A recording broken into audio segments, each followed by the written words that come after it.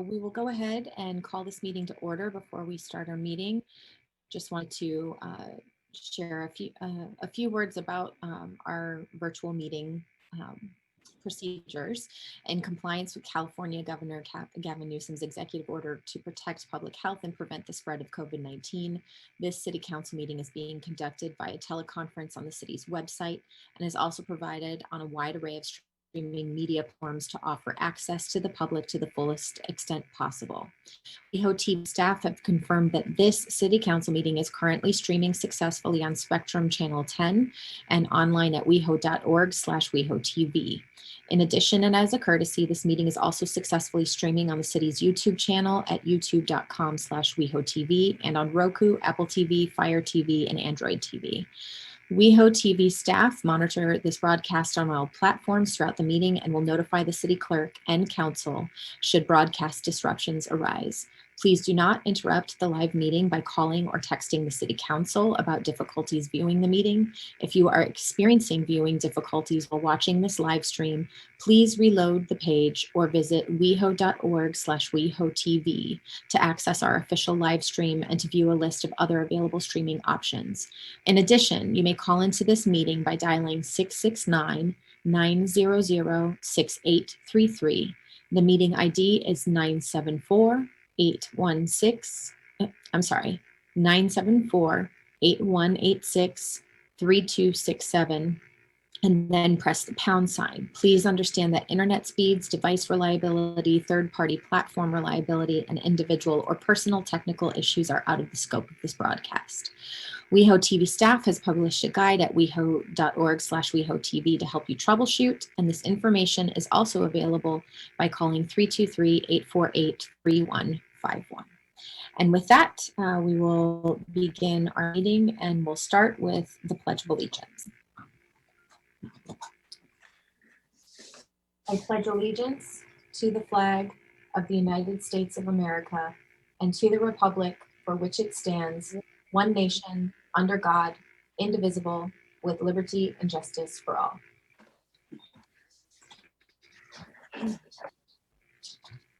Madam City Clerk, roll call, please. Councilmember D'Amico. He said here. Councilmember. Thank you. Councilmember Duran. Here. Councilmember Meister. Here.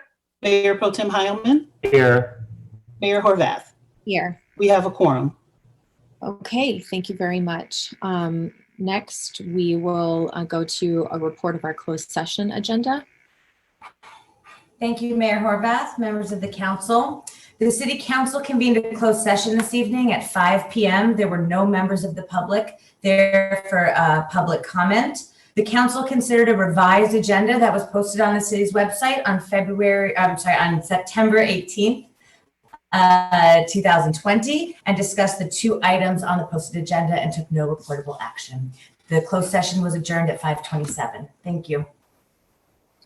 Thank you very much. And now we will move on to approval of the agenda. Madam City Clerk, do we have any changes from staff? I do not have any changes. And to clarify, I think it was as posted that we're tabling item 3B, the second public hearing. Yes, there is a request to continue item 3B until December 7th. Okay. Any other suggested changes to the agenda? Councilmember Duran. Thank you. Let me try a couple. Item 4A is our social service contract renewals. May we move that to consent? That works. Okay. Yes, go ahead. It sounds like okay. Items 4B, 4C, and 4D are all housing items. Can we consolidate those three items into one large item on housing this evening? That works. We can have one comprehensive discussion unless there are any objections. Hearing none, that's what we'll do. All right. Item 4E is the urgency ordinance on our residential and commercial evictions moratorium. Can we put that on consent and maybe just get a report from the city attorney during her comments tonight? Everyone comfortable with that? Any objections? Okay, that works. All right. Item 5A is the BetCetic legal services evictions additional funding. Can we move that to consent? Yes. All right. Item 5B is to draft an ordinance regarding the grocery store item. I do have some comments on that, but I can make it during council member comments. Can we move 5B to consent? I would ask that we keep that All right. on the regular agenda. All right. Item 5C is the Business License Commission compliance issues on COVID. May we move that to consent? Are there any objections? I'm Okay. not sure I fully understand it, but maybe I can raise my concerns during public comment Okay. or Right. council member comment. So for now, we'll add it to the, we'll add it to consent. If there are issues we can't address, then we'll pull it again for further discussion. Let me try two more changes to the agenda. Item 5D, which is on cooling systems, having staff come back and report to us on air conditioning and cooling systems. Can we move that to consent? Okay.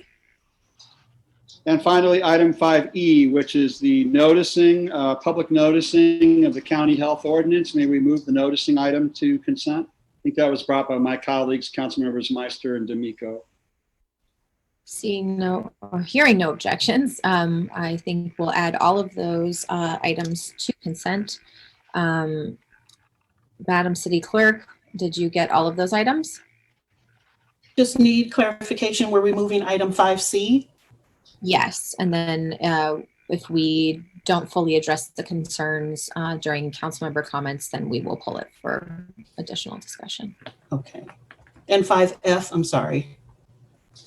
There's no 5F. I'm sorry. I was thinking 4F. I have them all. Thank you. On our toes. I have a question about item 2C. I hate to pull it, but the ordinance doesn't match what it says in the minutes we did, and I just wondered if it's because we're going to get back a second writing of that ordinance. Is there something I missed? So maybe we need to pull it and then have a quick discussion about it. We'll pull item 2C for clarification. The second reading on the smoking ordinance, and then I either need to have the minutes of the meeting amended or the ordinance amended, one or the other, because they're not consistent. Councilmember D'Amico, are you referring to the second part where we were going to change the fee schedule? No, I'm referring to the part about not allowing smoking in indoor public spaces, prohibit tobacco in outdoor common areas, prohibit tobacco and cannabis smoking in indoor common areas. Okay, we'll take a look at it. It's action item number 2 in the minutes, and in the ordinance, it only covers the smoking in parks and parklets. I think the city attorney has.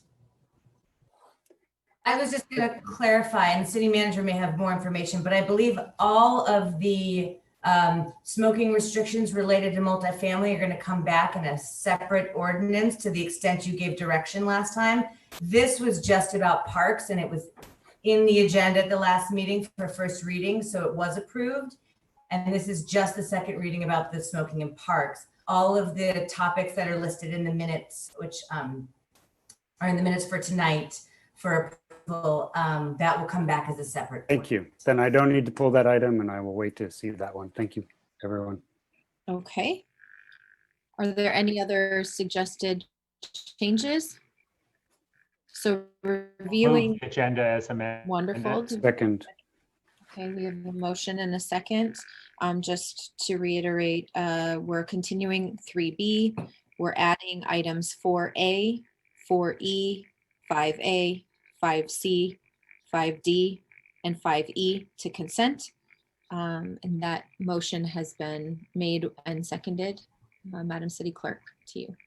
Thank you, Mayor. And for those that have signed up to speak on the items that have been moved to the consent calendar, we can have you speak under general public comment if you so wish. If not, these items have been moved to the consent calendar for approval. And with that, Councilmember D'Amico.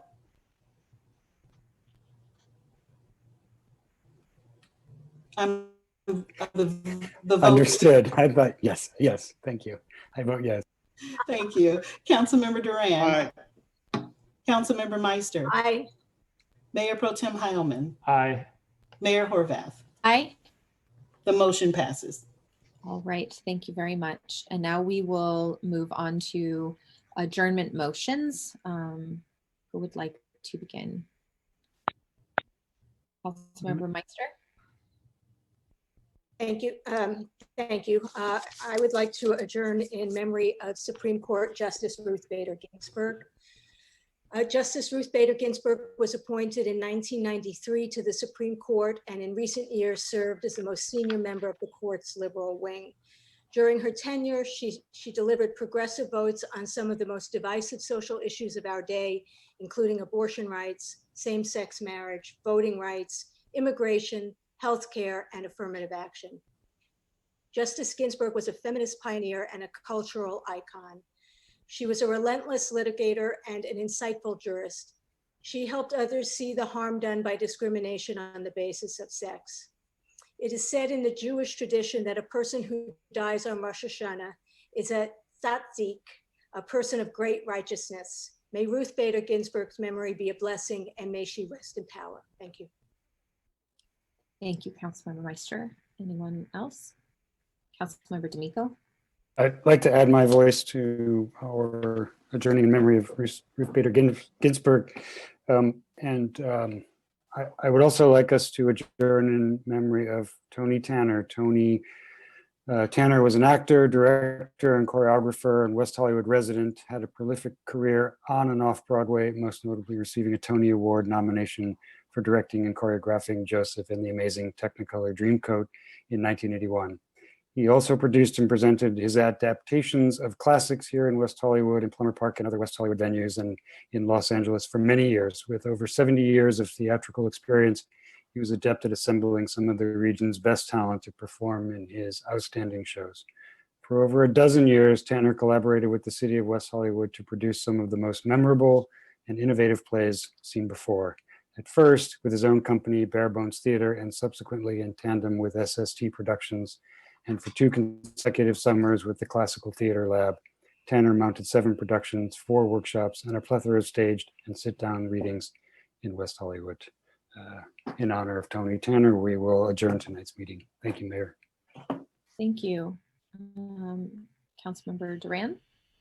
Thank you. I'd like to join my colleague John D'Amico in adjourning in memory of Tony Tanner. Besides everything that my colleague mentioned, Tony was also a strong advocate lobbying for the acquisition of the Coast Playhouse by the city because he believed that we needed to have live performing arts and theater here in the city of West Hollywood, and is very dear to many people in the arts community here in the city.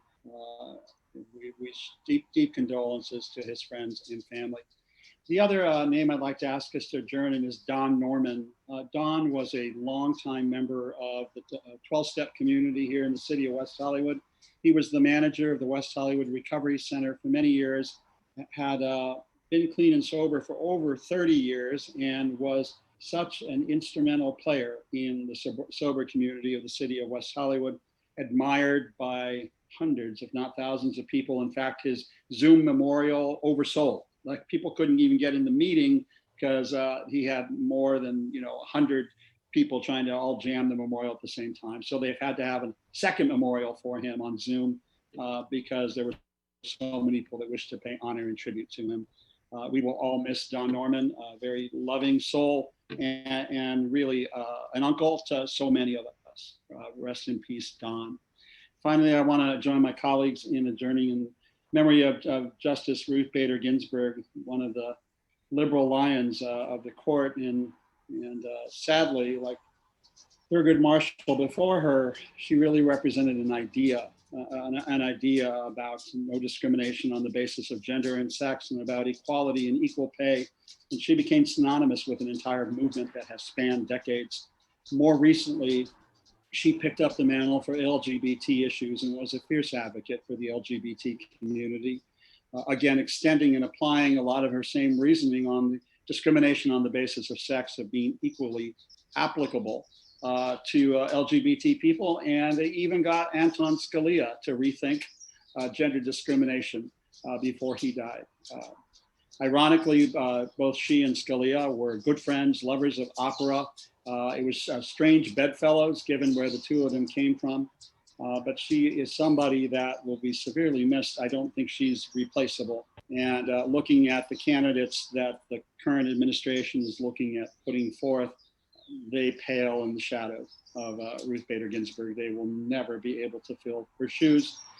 It is a tremendous loss, I think, for minorities all across this country, and we will dearly, dearly miss her. And we're in for the fight of our lives for the next couple of months to make sure that whoever replaces Ruth Bader Ginsburg, ideally and hopefully adheres to the same values that she did. May she rest in peace and power as well. Thank you, Mayor. Mayor Pro Tem Heilman. Yes, I obviously want to join with my colleagues in honoring the memory of Justice Ruth Bader Ginsburg. I remember reading about her long before she was appointed to the court as a longtime ACLU member. She was such a champion of women's rights back in the day when she worked for the ACLU. And I remember reading her courageous work and the efforts that she was undertaking to advance equality for women and girls. And the clarity of her reasoning and the clarity of her thought was always in the forefront. And when you just look at her life story too, what an amazing inspiration she is to all of us. The discrimination she faced personally and having to overcome that, and the continuous work that she did. She just really is a champion and shows the importance of the values that we represent here in West Hollywood. I also would request that we adjourn in memory of two other individuals that we lost. And I'm finding it on my cell phone, sorry. Deputy Sue Kim, West Hollywood Sheriff Deputy Sue Kim recently passed away at his home. He graduated from the LA County Sheriff's Academy in 2012. He worked a variety of assignments before being assigned to the West Hollywood station. He was known as a consummate professional. He was warm-hearted. He had a great personality and an easygoing attitude. He is survived by his wife and their twin girls. I'd also request that we adjourn in memory of Dr. Eugene Rogalowski. Dr. Rogalski, I'm sorry, I'm mispronouncing it. A longtime fixture in the West Hollywood community. He owned property here. He died suddenly and unexpectedly at his home on Sunday, September 13th. He was one of the co-founders of the Pacific Oaks Medical Practice, the very first HIV practice in the world.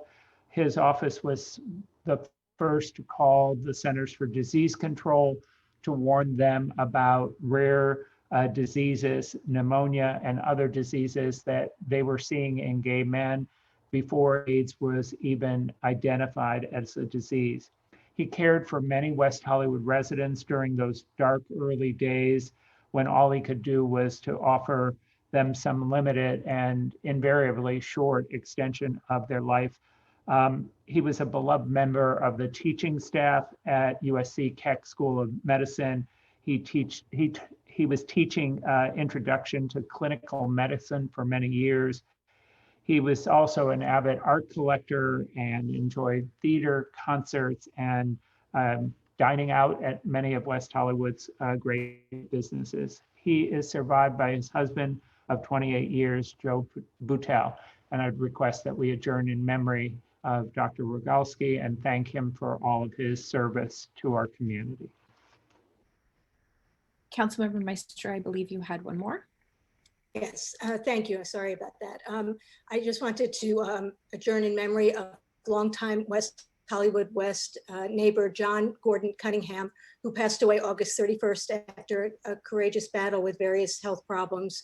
He was a world-class competitive swimmer and graduate of USC. He worked as an insurance broker and can often be found at one of his favorite local spots, Petrosian, with his and his brother's beloved colleagues. We send our deepest condolences to Jim and his family. Thank you very much. And I want to echo my colleagues' comments about Supreme Court Justice Ruth Bader Ginsburg, just to add a little bit more to all that's been said. And as part of her legal strategy to expand women's rights, she knew she would have to persuade male establishment-oriented judges. So she often picked male plaintiffs to illustrate how discrimination against women can harm men. And in one case, she represented a man whose wife, the principal breadwinner, died in childbirth, and the husband sought survivor's benefits to care for his child. But under the then existing Social Security law, only widows, not widowers, were entitled to such benefits. Over the years, she'd filed briefs seeking to persuade the courts that the 14th Amendment guarantee of equal protection applies not just to racial and ethnic minorities, but to women as well. And she became the first female tenured professor at Columbia Law School and founded the Women's Rights Project at American Civil Liberties Union, ACLU. And so, of course, we will adjourn in her honor, in her memory, and in the legacy of all that she has represented that resonates in our community today and going forward. I'd also like to adjourn in memory of Xavier Booth, who volunteered several years at the City of West Hollywood events, including those at the Plummer Park Teen Center, where he was a member for many years. He was a loving and caring father, son, uncle, friend, football player, and trainer, and he was always smiling, laughing, and being silly. He brought so much love and joy into the lives of those around him, and he was a devoted father who always worked hard to provide for his 6-year-old son. Our condolences go out to his family. Also, I'd like to adjourn in memory of Raphael Farlow, who was a young, vivacious man who loved everything basketball and worked for the City of West Hollywood as a rec leader for several years. He was certainly loved by our campers and staff and was an amazing soul who was funny, caring, and had a smile that would light up a room. He will be missed. And finally, I'd like to adjourn in memory of Peter Syracusa, who was one of the city's longest standing farmers market vendors and was well known by many community members and the city's recreation staff. He was a vendor at the farmers market since 1986, its inception, and worked with J&P West Coast Fish Market and was loved by many for his positive outlook on life, his generosity for helping everyone around him, and his ability to love everyone unconditionally. He was a peacemaker, the life of the party, and described just a bright light everywhere he went. Our condolences to his family. And as is our tradition here in the City of West Hollywood, to adjourn our meetings in honor of military service personnel who were killed in service to our country. They are Staff Sergeant Ronald J. Ouellette, age 23, and Senior Airman Jason Kai Fan, age 26. With that, we now have a couple of presentations tonight. First, we'll start with a presentation to Out Loud, which is a presentation that will be received via Zoom. Out Loud chronicles the ups and downs of the first season of the Transgender Chorus of Los Angeles, the largest group of transgender and gender nonconforming people anywhere in the world who regularly sing together, and led by Lindsay Deaton, who co-founded the chorus and served as its first artistic director.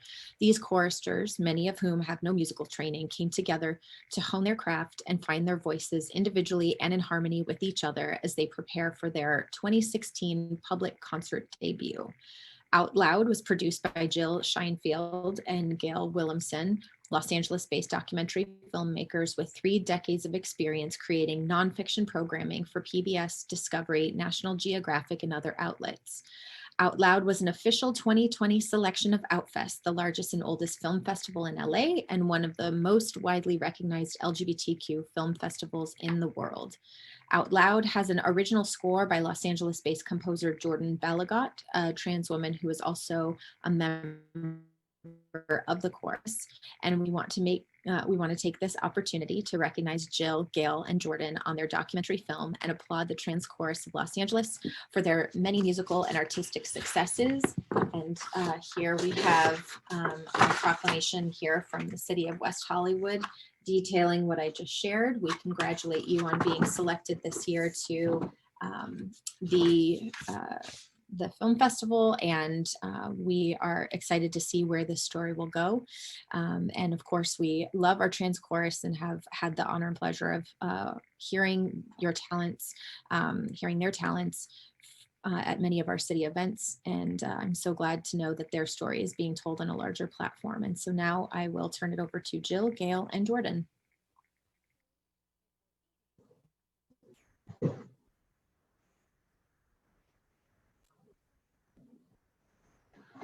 Hi, I'm Gail. Hi, Gail. Thank you so much, Mayor Horvath, and thank you to all the council members. It's such a great honor for our film to be acknowledged in this way by a city that has its origins in the LGBT community and that continues to be a trailblazer in defending LGBT rights. We'd also like to thank the extraordinary Trans Chorus of Los Angeles for allowing us to chronicle their first year. It was a privilege to spend time with the founding members, to get to know them and to hear about their experiences as transgender and gender nonconforming individuals. If our film has any merit, all credit goes to the courage, dedication, and the sheer charisma of these choristers. And take it away, Jill. You need to unmute.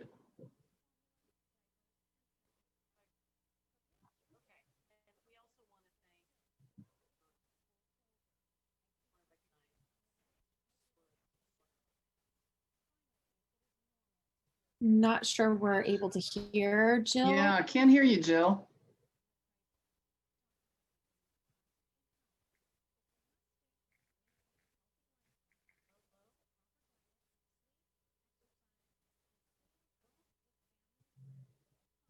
Well, we thank you for the commitment that you've made to this film and to sharing it with the world and making sure this story is told. Jordan, maybe we can let Jill figure out if she can get her mic going. And did you want to say anything before we go on to our next presentation? I just thank you very much. It's an honor. Thank you.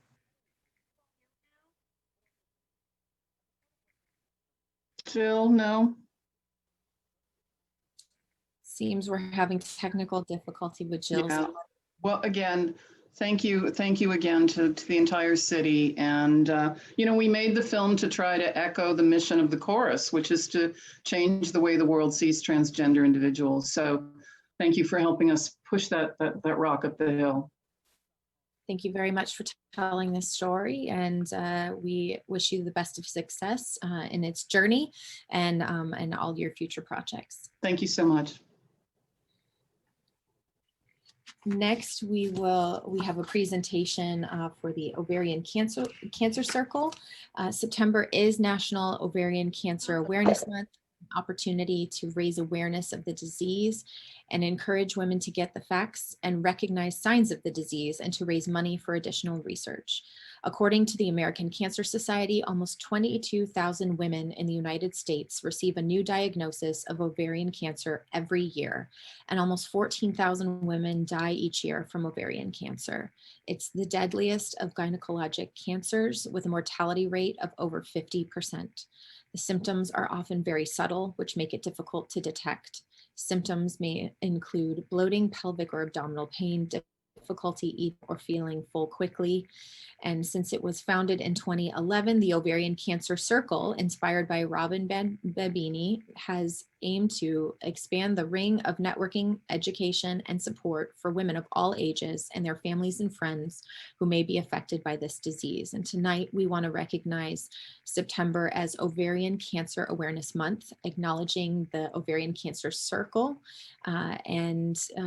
We also know that the Ovarian Cancer Circle has raised over $700,000 for ovarian cancer research since it was founded 9 years ago.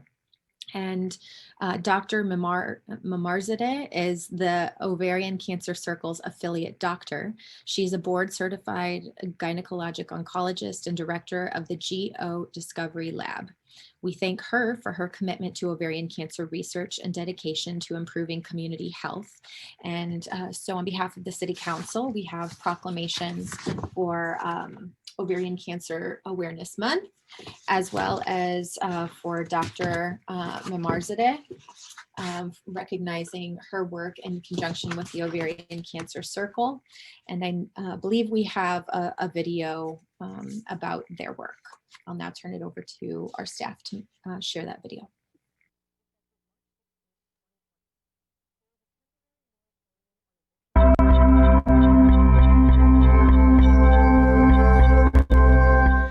Hello, Mayor Horvath and City Council members.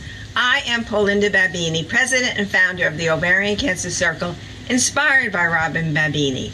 I founded the Circle to honor the memory of my daughter Robin, who lost her life to this insidious disease at the age of 20. It's an honor to be with you and share the very special significance of September, which is National Ovarian Cancer Awareness Month. On behalf of my amazing team of volunteers who support the Circle, we thank you for participating in what is a growing nationwide movement to support the urgent need to find a cure for this terrible disease. Ovarian cancer is the 5th deadliest gynecologic cancer. It is extremely difficult to diagnose. Over 22,000 women will be diagnosed with ovarian cancer each year, and the average survival rate from the time of diagnosis is 5 years. Therefore, it is critical that women and girls of all ages learn the symptoms of ovarian cancer. Being proactive about your own health increases your survival rate. Year-round, the Circle's mission is twofold. We educate throughout a diverse community of women about ovarian cancer signs and symptoms, and we fundraise for medical research, which is searching for a desperately needed early detection test. 100% of our funding is contributed to the Circle's affiliate gynecologic oncologist, Dr. Sanaz Memarzadeh's Geodiscovery Lab at UCLA, who is with us today. Hello, I'm Sanaz Memarzadeh, a gynecologic cancer surgeon, a professor, a clinical and scientific investigator at UCLA Health. I'm also the proud affiliate oncologist for the Ovarian Cancer Circle, inspired by Robin Babini. I would like to take this opportunity to thank Mayor Horvath, council members, and also the City of West Hollywood for recognizing our efforts in battling gynecologic cancers. September is Gynecologic Cancer Awareness Month. My team and I lead a tireless effort at the UCLA Go Discovery Lab, and our focus is really on 2 understudied gynecologic cancers, ovarian and endometrial cancer. My life's mission is to help improve the lives of women impacted by gynecologic cancers through research. I am incredibly grateful for this recognition by the City of West Hollywood, and we appreciate your collaboration. In the midst of the pandemic, annual fundraising events are a challenge. So this year, the Circle has planned Teal is a Cure virtual 5K. Sign up to participate for one race any one day between September 29th and October 13th. I truly believe if I had known then what I know now, Robin would be here to tell the story herself.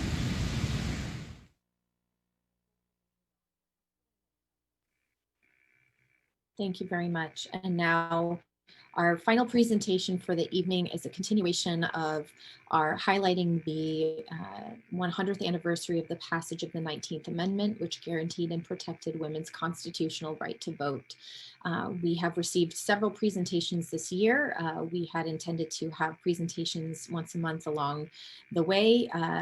Given COVID and our virtual meeting setup, that's been a little bit delayed, but gratefully this week we're sharing a video created by the women of the city's Lesbian and Gay Advisory Board, highlighting the importance of voting and what it means, especially to our lesbian community. I'll now turn it over to our staff to share.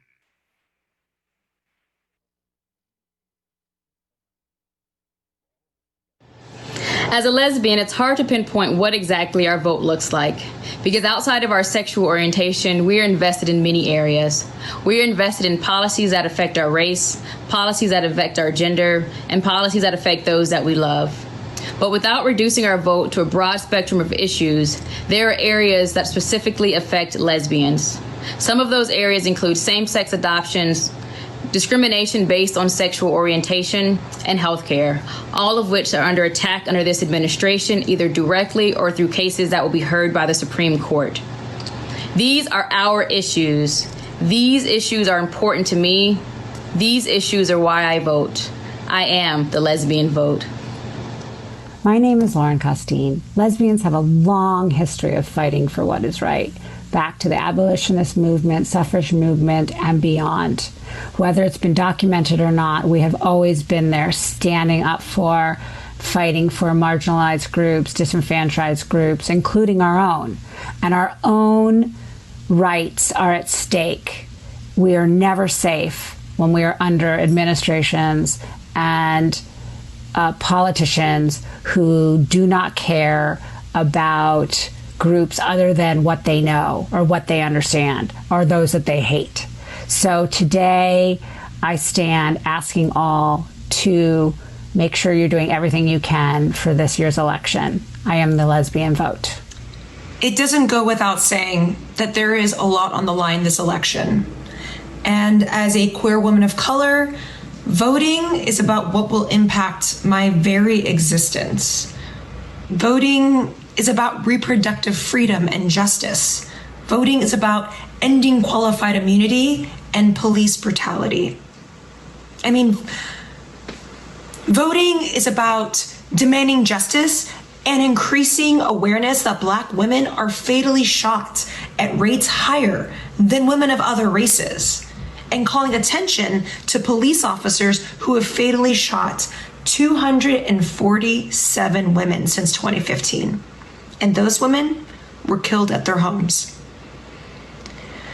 I mean, voting is about increasing food security. Voting is about ending the racial wealth gap. Voting is about amplifying Black queer female leaders and voices.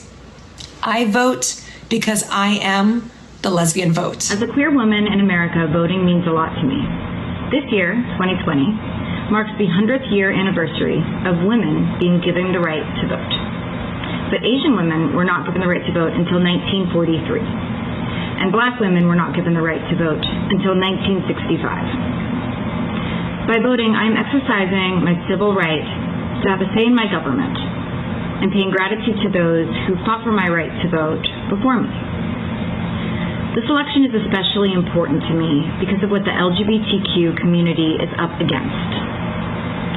The current administration has attacked LGBTQ rights for the past 4 years of this presidency, trying to ban 15,000 transgender soldiers from serving in the military. This administration is okay with taxpayer-funded agencies refusing to allow queer parents to foster or adopt children. This president's chief advisors are people who believe that queer people should not even be allowed to get married. It is pertinent that in this election, the queer community sends a message that this current administration's time is up. I am the lesbian vote. We've gotten absorbed into all these other subgroups, the gay vote, the women's vote, the Black vote, the Jewish vote, the Hindu vote, the Muslim vote. But there hasn't been a lesbian vote. Maybe it's not necessary. Maybe we're covered by all these other groups. I don't know what the lesbian vote is, but I do know it's out there. And while we bring it to your attention, while we bring it to our attention, while we try to figure it out, please know that I am a total of all that I am. And if you subdivide us into all these other groups, you've lost the total of me. And I will not be subdivided. I am the lesbian vote. I want to thank the members of our LGAB and especially Marna Deitch, who helped to make that video possible. And now we will proceed with public comment. Our city clerk will administer public comment this evening, and I will turn it over to her. Thank you, Mayor. I will begin the public comment with those who signed up to speak on items that are on the consent calendar, and then they'll be followed by those who requested to speak on items that have been moved to the consent calendar. And then I will check with the mayor to see if we will continue on with those that signed up to speak under general public comment, depending on how much time has passed. Okay, so the first person will be Mitra Samani to speak on item 2Q.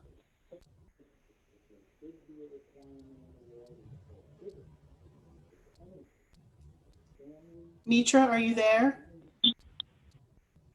Yes, I'm here. Yeah, thank you so much. I would like to read a poem by Sadi, one of the greatest Persian poets. Human beings are members of a whole in the creation of one essence and soul. If one member is afflicted with pain, other members uneasy will remain. If you've no sympathy for human pain, the name of human you cannot retain. Last week, the execution of a courageous young man, a wrestling champion, enraged the people of Iran and cast a shadow of grief over the entire nation. His name was Navid Afkari, a national hero in the uprising against the religious dictatorship in Iran. He was arrested for taking part in protests in 2018. He endured the most horrendous physical and psychological tortures in prison. His two brothers were tortured in front of him. Navid said in one of his last messages that he's fighting the most ruthless adversary in human history. Iranian regime systematically detains, tortures, and prosecutes protesters. They have not changed their suppressive ways over the last 40 years. After all, they massacred 30,000 political prisoners in the summer of 1988. They killed at least 1,500 protesters in the streets last November, while many more have been tortured to death or executed. As a former political prisoner, I'm asking the international community to take urgent action in order to save the lives of all political prisoners in Iran. And I would like to especially thank Honorable Mayor Horvath for her advocacy. I believe if you're privileged, you have to be the voice of the voiceless, and that's how she is. She is always the voice of the voiceless, and I really appreciate that. Thank you for the time. Thanks for listening, and God bless you.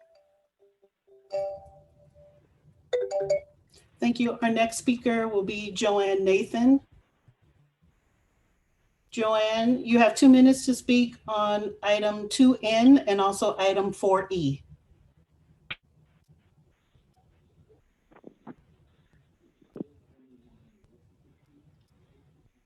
Joanne, are you there? Always the voice of the voiceless, and I really appreciate that. Thank you for the time. Thanks for listening, and God bless. Okay, we'll move on to Genevieve Morrow. Genevieve, you have 2 minutes to speak on item 2M, 2N, and 5C. Hi, can you hear me? Yes, we can hear you. Thank you. I didn't know all 3 of these were together, so I'll try to be quick. Good evening, Mayor, Council members, Genevieve Morrow, President and CEO for the West Hollywood Chamber of Commerce. First and foremost, we want to shout out to our city manager and staff, especially Tara Warden and Paulo Kespedik, for their tireless work and support on getting these businesses as many outdoor options as possible. Businesses also support the work of the sheriff stations and Kristen Cook and Danny and everybody at the city and planning and building and safety. Everybody's been wonderful. The outsides have been enormously valuable. As one business wrote, you've saved lives. Employees been able to hire back. In some cases, many who weren't eligible for unemployment, and many have helped businesses actually start to eke out a profit. But we need to go further. Expansions of areas for fitness and professional services need your help. We also need you to maybe go further than the staff is recommending in terms of hours. Remember that we have had to come back to you several times now to amend the original expansions. Why don't we started out at 10 and now we've amended twice. We're seeking your help in starting out by going further in hours expanded. Gyms, as an example, need 6 a.m. or early mornings. Can we start with this and then see how we do? For restaurants, the expanded hours that abut neighborhoods, we already have a condition if a complaint occurs. Can we not move this to 1 a.m. and then use the same criteria? How can we expand quickly and then we'll pull back where we need to? In terms of 2M, we oppose this measure. This would be a hardship to raise property taxes on commercial properties right now. We oppose that measure that is coming up on the ballot in November. We please beg you not to support this. We do not need property taxes increased at this time.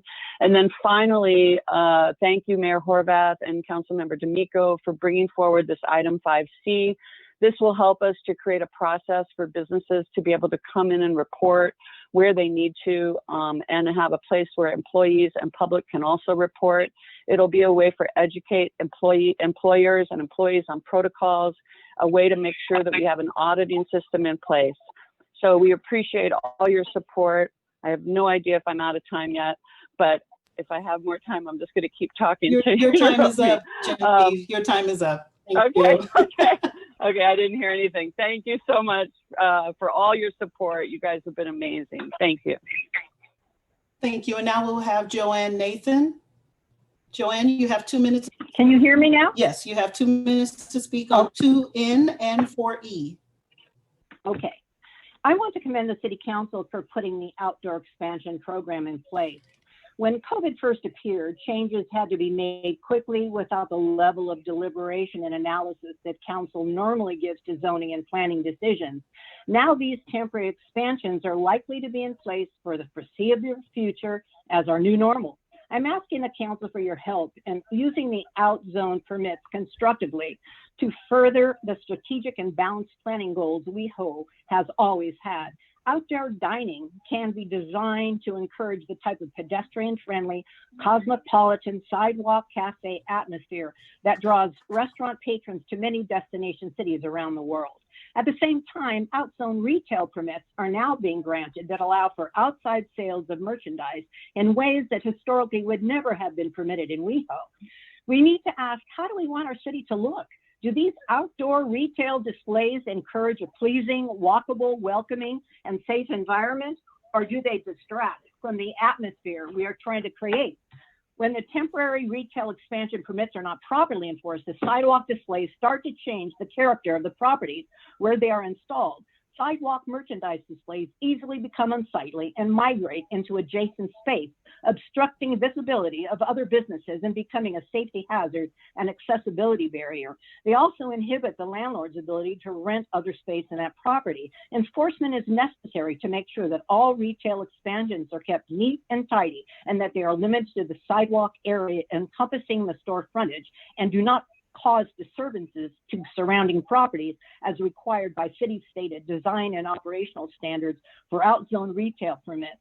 In addition, the property owner's comments and concerns should be considered as part of the permit process, and the landlord should automatically get complete copies of permits that have been granted to the tenant by the city. Thank you. Now, 4E.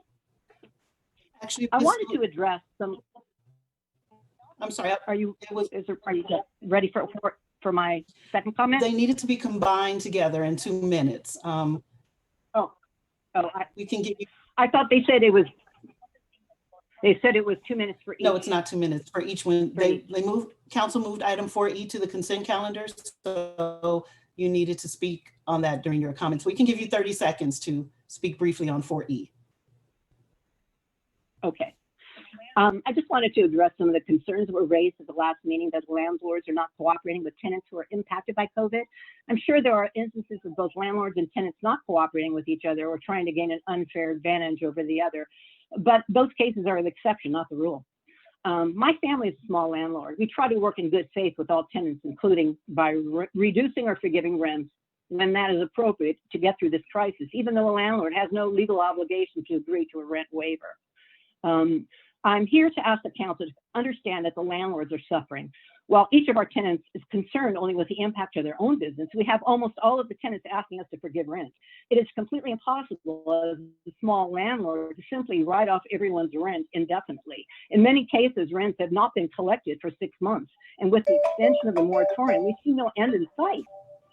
Even though our tenants are not paying us, we still have to pay property taxes, insurance, building maintenance, and repairs. Those expenses are not going away. Plus, the rent income is how we pay for our bills, such as grocery for families and other living expenses. Thank you. As a small business without employees. Ma'am, thank you. Your time is up. Thank you. You're welcome. Next, we will have Cara Lipson. Cara, you have 2 minutes to speak on 2N.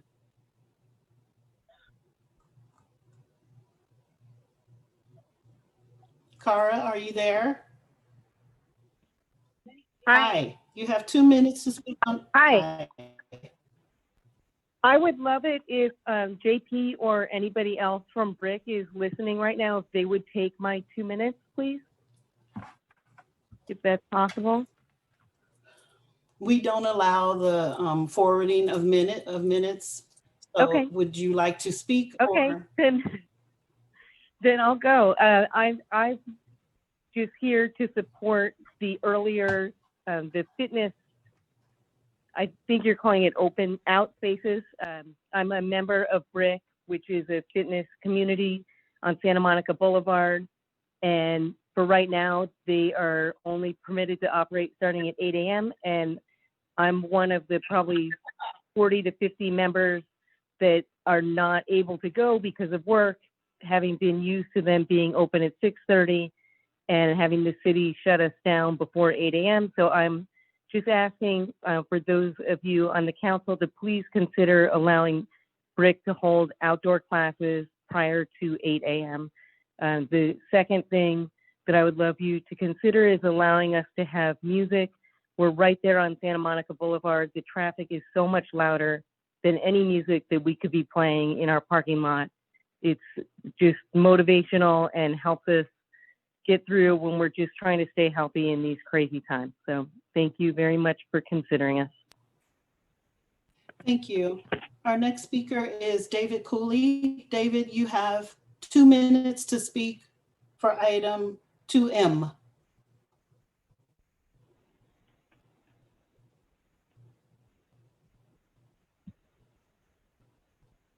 David, are you there? Hello? Hi. Hello, all good now? Yes. Good. First of all, thank you, City Council, Mayor.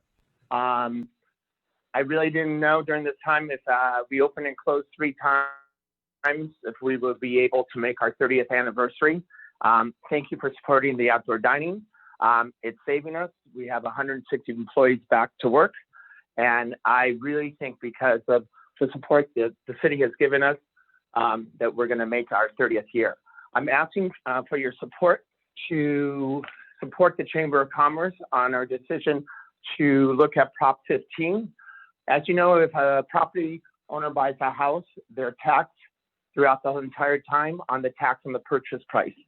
Prop 15 will now change that for commercial properties to have them pay taxes at current market value. When commercial property is being so hurt right now, an increase in taxes could possibly really hurt our city and the businesses. Being a property owner as well as a tenant, those taxes would be passed on as a tenant. You know, you pay your rent plus your triple net. So those taxes that increases on the property value will be passed on to the tenant. And it would be significant. It'll probably be 3 or 4 times. As you know, our special city has many owners that own businesses, their real estate for decades. That increase from going from when they bought it from a long time ago to the current market value could make many of our real estate owners possibly lose their businesses to taxes. And then if those taxes are passed forward to the tenant, it could close all their future businesses. During this time, I just wish you support the Chamber's decision and look at this and think about if you could just support us and not support Prop 15 at this time. Thank you very much. Thank you. Next, we will have Julian Chicha. Julian, you have 2 minutes to speak. Hi, can you hear me? Yes, you have 2 minutes combined to speak on item 2M and 4E. Thank you. I'm the building owner in the Boys Town district and also in the district adjacent to City Hall. Out of the Closet, Motherlode, Beaches, Tom Tom, Bottega Louis are some of our tenants. Based off a study that we've done, which we're happy to share, 90% of all brick and mortar businesses in West Hollywood from Doheny to La Cienega will be affected by Prop 15. By example, Anna Walt will go up 6 to 7 times, which is $12,000 per month. Kuntz would go up 3 to 4 times, which is $15,000 per month. Troubadour is 4 to 5 times. Dantana is 10 times. For us, Motherlode would go up $3,000 a month. Beaches would go up $2,000 a month. This affects 90% of large and small, every business in your area. And also the way the code is written in terms of where the funds are going to go. Originally, it's the priority goes to the fall in personal taxes and corporate taxes. And so with COVID, this money that was originally supposed to be directed to local municipalities like yourself will be siphoned out since you are subordinate to the decreases. And it's going to be the case for several years. So I ask that you at least do an economic study before making a decision in terms of whether to support this. Regarding the commercial eviction moratorium, we're all for it. We're trying to help our tenants, tenants like Bob at Motherlode, Beaches. We're doing everything that we can for them, and we will continue to do so. But we ask that at least a minimum payment be made, and these tenants are doing what they can, but not every tenant is. If you could make every tenant pay a minimum of 1/3 of their rent as a requirement in order to stay with us, that allows us to pay our property taxes, insurance, and fund the city services that you guys need. I have a $120,000 property tax bill that comes in November, and I'm already short $25,000 a month on every single property. If I can't get it from the tenants, and our lender won't give it to us. So the question is, what do we do? There's no comprehensive program for landlords to continue working. I'll continue to work with all the tenants in this district, but we need support from you in terms of being able to provide a minimum floor for us to continue to do so. Otherwise, it's unfeasible. Thank you. Our next speaker is Caleb Ellis, to be followed by Jared Paramotor. Caleb, you have 2 minutes. Yeah. Hi. Hello? You may begin. Okay, thank you. Yeah, so my name's Caleb.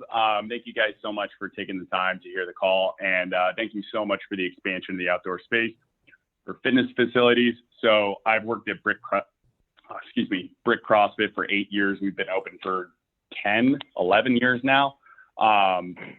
So as far as the expansion into the earlier morning hours, just to give you guys a little background, pre-COVID times, we used to run 6 classes before 8 a.m. Monday through Friday, with about 60 to 90 members coming through. Now we have 1 class that starts at 8 a.m. and cap on that due to COVID. So it's creating additional stress on our evening classes, which are our second busiest time.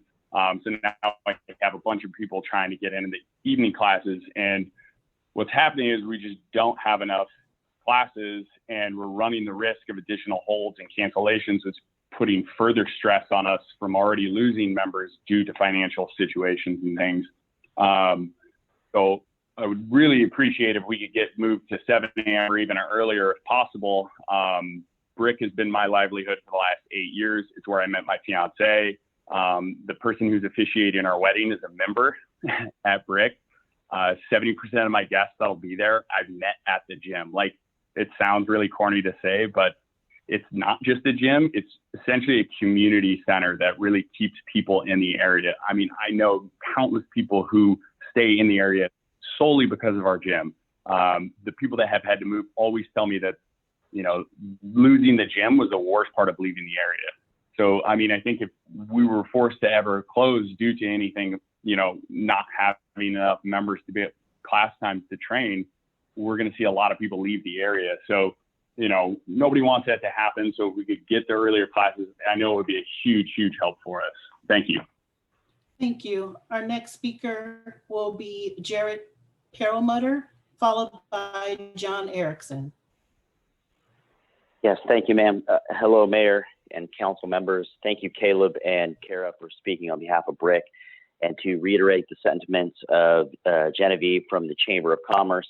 As a 10-year resident and 10-year business owner, hopefully making it in and through our 10th year, a little bit embarrassed. This is the first I've spoke at a city council meeting and have been present, a little bit embarrassed by that, and I look forward to being able to participate in the future, knowing how important it is to our local community as well as the small businesses that are struggling to survive. So just in quick, I know you guys have a long agenda, is just here to reiterate the sentiments and importance of extending the operational hours to potentially to 6 a.m., which I know you guys currently have scheduled for 7 a.m. We're asking that you bring that back to 6 a.m., as Genevieve said, and then working back from there based on potential issues that could arrive, but allowing us to sample those extension of hours, in addition to creating a STC or standard transmission code for sound, which I dealt with in locations in New York City and others that are in mixed areas between residential and commercial, that we could abide by, as opposed to just an arbitrary neighbor saying, hey, you're too loud, or potential zoning staff that would come by and say, hey, you guys are too loud, but creating something that is more finite in a rural situation that we can abide by in some sort of local, based on our ambient noise that's produced by general street traffic, et cetera. The last thing I wanted to bring up was the concern that you have listed in 2N, which is that all instruction in parking lots need to be set to microphones, or like the silent disco concept. And my concern for the safety behind that, not just for myself, but all functioning businesses in the area that are going to be required to use headphones, which would shut their audible capacity to any other exterior potential dangers or cautions that may arise just in general. And so again, thank you for taking the time, for listening to me, and hopefully we can get some sort of extension on hours and continue to thrive in these such odd times that we're all facing. So thank you, and wish you all a great night. Thank you. Our next speaker is John Erickson, followed by Marina Berkman for item 4A. Hello, council members. John Erickson, City of West Hollywood, East Side resident and renter. I want to thank you for 2N on your agenda tonight. As someone who has been out there speaking with business owners in their business community, the Outzone program has really helped get people back to work. Specifically, our workers and our businesses are able to see a little bit of normalcy in whatever way we can through our plastic sheens that we're all protected to make sure we're safe while we're eating out. What the ways it's continuing to look at with our gyms. I completely agree with our Chamber of Commerce regarding making sure our gyms and being more than just spaces where we work out, but also places where we find community. West Hollywood will come back. We will make sure we come back, and it's through these partnerships that we look at and think outside of the box. I specifically want to thank the City Hall staff who've been working tirelessly during this time to make sure not only everyone is getting what they need, but extra and going beyond the call of duty. Additionally, I know 5D was moved to your consent calendar, but I want to thank you all for putting forth this item. I specifically have been very worried for many seniors and people without air conditioning in their units right now during these heat waves that we've been having. And this is an important way in which we can continue to support renters, and why we need to act now to make these changes, because these don't just impact those that are privileged. It's going to people whose landlords refuse to update their buildings or always have an excuse for when they need to have air conditioning. These are critical items that we must look at and how we continue to expand our infrastructure. It's why I'm proud to be endorsed by the Coalition for Economic Survival. In my race for West Hollywood City Council, we need to protect renters, even more so now at all costs. And then lastly, I want to thank the council for the work that they've done to pass rental assistance, but we need to look at the ways in which renters are now at the last part where they no longer have access to this type of capital. We need to make sure that we're doing all that we can so our tenants are staying safe in their home during this time as we try to work together.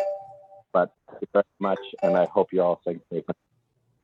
Thank you. Our next speaker is Marina Berkman, to be followed by Fred Summers. Hello, can you hear me? Yes. Hello? Yes. Okay. Hello, dear council members and the staff of Strategic Initiatives and Social Services Departments. My name is Marina Berkman, and I'm the Director of West Hollywood Comprehensive Service Center Program of Jewish Family Service. I was away for a year and happy to be back and to address the City Council on the occasion when the approval for next year budget is on agenda. On behalf of our clients, I'd like to say a sincere thank you for the budget renewal, which will allow our most vulnerable community members to age in place and stay in their homes safely and independently. We all are going through very challenging times now, and the city showed its great commitment and was very thoughtful and generous during these unprecedented times to make sure its community members don't go hungry and don't become homeless if they lost their jobs due to COVID and they couldn't pay. And there are many situations like that. and you provided a safety net for such people. And we are very proud that you trust Jewish Family Service to provide the most professional and reliable services to our clients.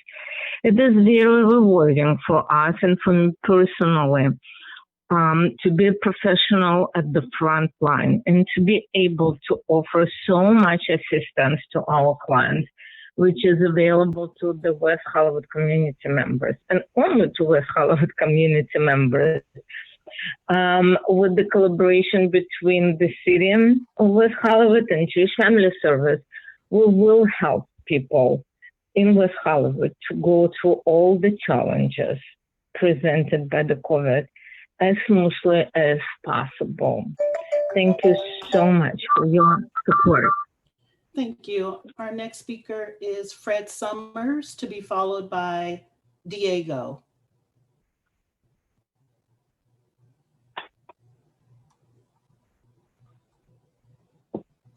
Mr. Summers? Okay, we'll move on to Diego.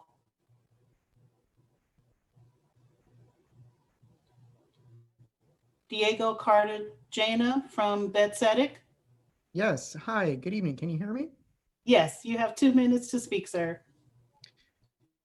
Thank you so much for this opportunity. I am just here on behalf of Bethsaida.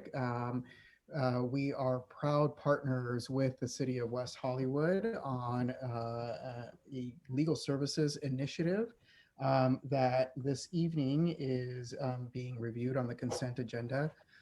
We deeply appreciate the partnership with the City of West Hollywood. We have been providing quality legal services for a number of years, and we are on the verge of facing a critical issue with the eviction crisis that we are all hearing about and reading about in the news. And it is a critical opportunity for the City of West Hollywood to be able to provide free, comprehensive, and quality legal services to the community in order to address this issue head on. And so we appreciate the opportunity to be considered for this expansion in the partnership, and look forward to answering any questions that the City Council may have. Thank you. Cynthia is also from Bethsaida. Would you like to speak? Cynthia Chicola?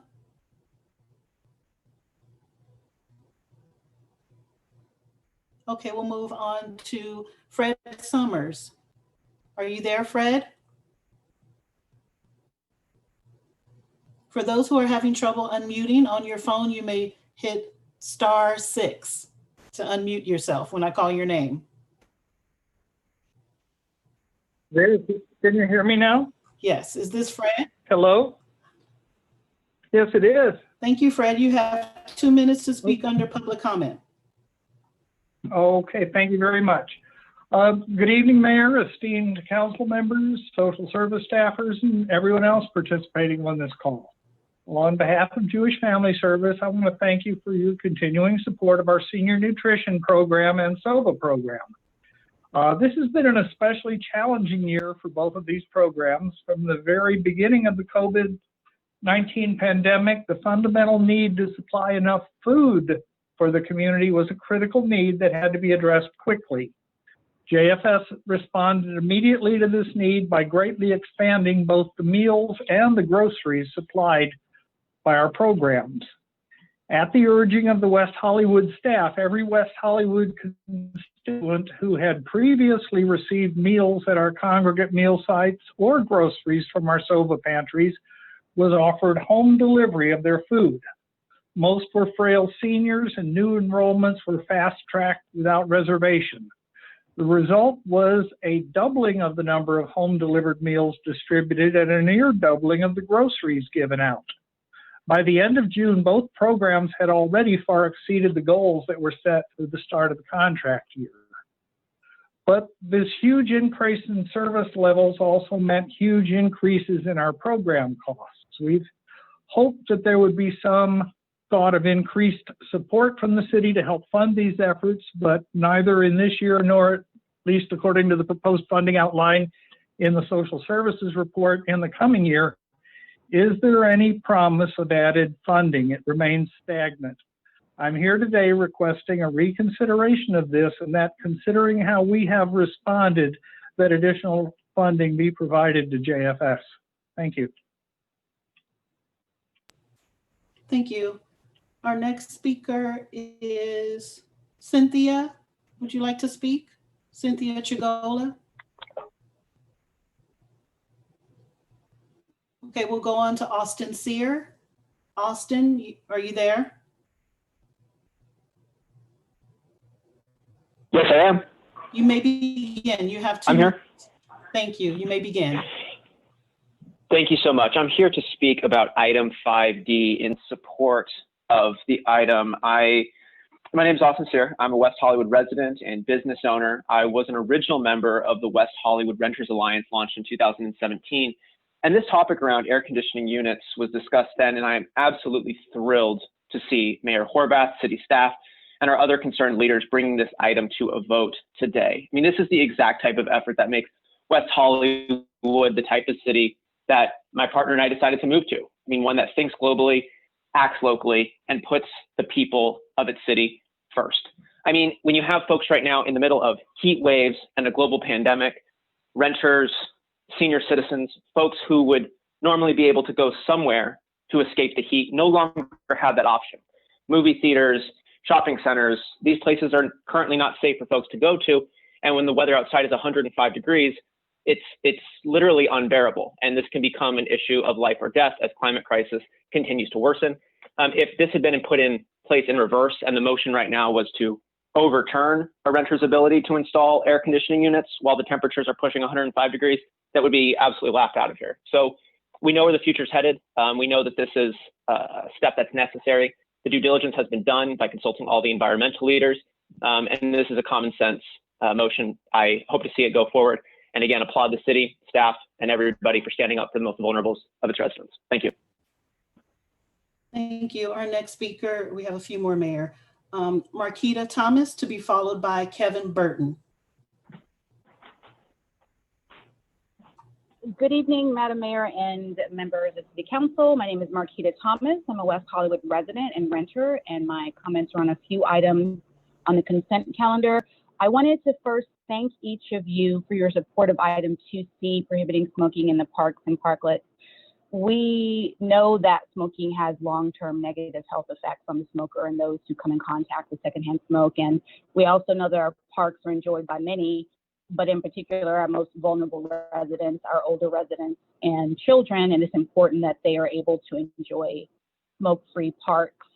And on the topic of our most vulnerable residents, I wanted to commend Mayor Horvath for item 5D to both explore requiring and reducing costs for cooling systems in rental units. As you all know, I'm a huge advocate for increasing the habitability of rental units. And while I know all of our residents would appreciate a cooling unit during a heat wave, it is, again, our most vulnerable residents, the elderly, the infirmed, and children, who are most negatively impacted by extreme heat. So thank you not only for putting this measure forward, but also adding city spaces to this measure as well. And finally, I would like to echo the sentiments of my colleague, Genevieve Morel, on item 2M and ask the city to not support Prop 15. Thank you and stay safe. Thank you, Marquita. Kevin Burton. Kevin, are you there? You can hit *6 to unmute yourself.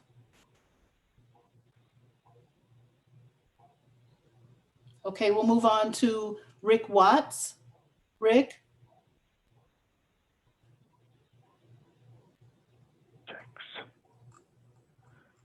Hello, this is Kevin Burton. Hi, Kevin. You have 2 minutes. Thank you. Good evening, Council. I'm Kevin Burton, a resident of West Hollywood. I support item 5D and thank Mayor Horvath for bringing this item forward. The recent high temperatures have exacerbated the many problems caused by overheated residential units. There are 2 factors important to keeping units cool, one being the cooling system, and the other, equally important, being thermal insulation to keep heat out, cool air in. In West Hollywood, many rental units built before 1974 do not have roof insulation. So when the attic becomes a furnace on hot days, so do the units immediately below. This is a hidden problem because incoming tenants are not notified of the issue. And they either find out by suffering greatly without air conditioning or incur greatly increased cooling costs if their air conditioning units can even keep up with temperature rise. So I urge council to also direct staff to analyze requiring all existing residential units to have thermal insulation installed in the attics. Thank you again. Thank you, Kevin. Our final speaker is Rick Watts, and it's the final speaker under those items that were on consent or moved to consent. And we've been going about 30 minutes. So I will hear from Rick Watts and turn it back over to you, Mayor. Thank you. Can you hear me? Yes. Thank you. Thank you, Mayor and Council. Three things I just want to get to in my 2 minutes. Number one, regarding items 5B, C, and E, regarding better enforcement and compliance with the COVID regulations. And I want to thank Mayor Horvath and the rest of you folks for bringing additional attention to these items as far as compliance in grocery stores. Some businesses are better about enforcing compliance than others, as I'd mentioned in the last time I had commented. And then last, on that item, the posting of signage in multifamily residential properties, making clear to residents, visitors, and so forth, to those properties that the common areas in those properties are also considered to be public areas for purposes of the requirements for masking up. Otherwise, we risk having little mini outbreaks within properties as the second wave of COVID approaches. Secondly, I want to also mention that our landlord, Leon Alexander, longtime landlord here and board member of the LGBT Center, his health is not doing so good, and he's been a good, kind, and just man, and a real mensch. I just hope you keep him in your thoughts and prayers for continued, hopefully, improvement. And then lastly, I want to mention that it was brought to my attention today by a council member that there have been some real nastiness from supporters of some candidates. And I just would ask that all members who are running for the city council, please condemn any incivility from any of your supporters towards other candidates. Democracy requires that we all treat one another with respect in order for us to survive as a democracy. Thank you very much. Thank you, Rick. Mayor, we do have one additional speaker, Nick Remedio. Nick? Yes, can you hear me? Yes. Hi, Nick Remedio here, Chair of the West Hollywood Chamber of Commerce, as well as the Design District, Secretary of West Hollywood Travel and Tourism Board, and the General Manager at Lapeer Hotel. Good evening, everyone. I'd like to always continue to recognize the leadership by Mayor Horvath, Mayor Pro Tem Heilman, Council Members D'Amico, Duran, and Meister, and continue to thank them for their great service over such a challenging time. In addition, I must continue to recognize the incredible guidance and support by our city staff led by Paul Aravallo.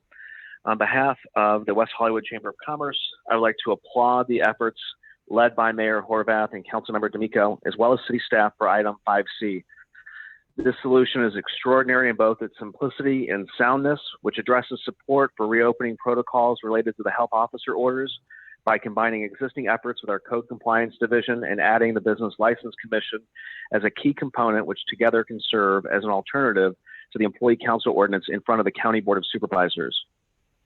The business community, as we have been on the front lines since the very beginning of the pandemic, understands the concerns to public health as raised by the board due to the shortage of inspectors within the Department of Health to focus on enforcement. That focus on enforcement is truly critical to the long-term recovery of the city and our tourism industry, as we need to advertise that West Hollywood is a safe city to work, eat, and play. The city solution is truly the best option that I have read in confronting this issue, so I cannot emphasize more strongly enough with my support for item 5C, and thank you for your efforts.